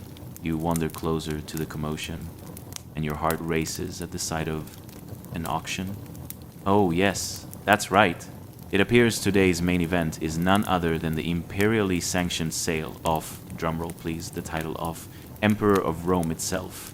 Picture this, a row of Praetorian guards, the elite forces so stoic you'd think they were auditioning for a statue-enhancing infomercial. And there, front and center, is Didius Julianus, a man whose confidence outmatches any of his fellow bidders by several orders of magnitude, standing there clutching a bag of gold like a kid clutching the last piece of candy at a summer camp. A true collector's item. Rome came with a steep price, and Didius was ready to pay. As the auctioneer, a rather enthusiastic fellow sporting a toga only slightly more extravagant than a sumo wrestler's waistline, calls out, "Going once, going twice," the crowd becomes frenetic, like a flock of seagulls fighting over scraps at the beach. What's it going to be, folks? Forever to be remembered in history? Or thrown to the annals of weird facts? You can practically hear the brick-by-brick construction of the future internet memes. So, what if your emperor could be bought at a garage sale? You raise your eyebrows at the idea. The bidding spirals higher, and you nearly choke on your overpriced lunch when Didius dramatically raises the stakes, tossing in an extra bag of denarii, claiming it's filled with the exquisite imported olive oil that no one actually wants unless they're throwing the fanciest toga party in the neighborhood. And just like that, Mesoamerican auctions seem like child's play. You might think, how strange. We've traded emperors like Pokemon cards. But, alas, this was simply the backdrop to the tragic absurdity of the Roman experience. Who wouldn't want to wake up and claim their seat in a reality show that turns political power into a game of luck? It's like the worst version of Monopoly combined with a high-stakes poker game if the poker chips were actual human lives instead of cardboard and dreams. As the auction continues, the Praetorian Guards are trying to figure out whether their uniforms are more befitting for a fashion show or a bloodbath. They give the impression of formidable guardians, except in the midst of a negotiation, they always look just a bit too ready for the nearest open buffet. With every bid, there's tension in the air thick enough to cut with a plastic knife. Just then, the hammer comes crashing down, not literally, of course. That's eventually top tier for governance. And at last, Didius Julianus proudly, maybe a little too proudly, proclaims himself the new emperor. You can practically feel history's collective eye roll echoing through the ages. And as you stroll back through the bustling streets of Rome, contemplating the day's entertainment, you can't help but wonder about the implications of auctioning off leadership. Somewhere in the back of your mind, the quiet realization dawns that if emperors can be sold at a price, then so can dreams, destinies, and maybe even your will to ever make a salad again. So here's to soft beds, and feeling thankful for the drama-free days of modern living, where the only auctions happening are for pretty decor and not political power. Sleep gently, and remember, if you ever find yourself on the cusp of a chaotic auction, just remember to always read the fine print. Tomorrow, we'll dive deeper into whose turn it is to get the toga. Politics, happiness, and the glorious absurdities of ancient Rome await. And now, as the torches of ancient Rome dim in the distance, as marble fades back into shadow and the footsteps of emperors soften into silence, let your breath slow, let your mind grow quiet, and let the weight of history settle gently around you.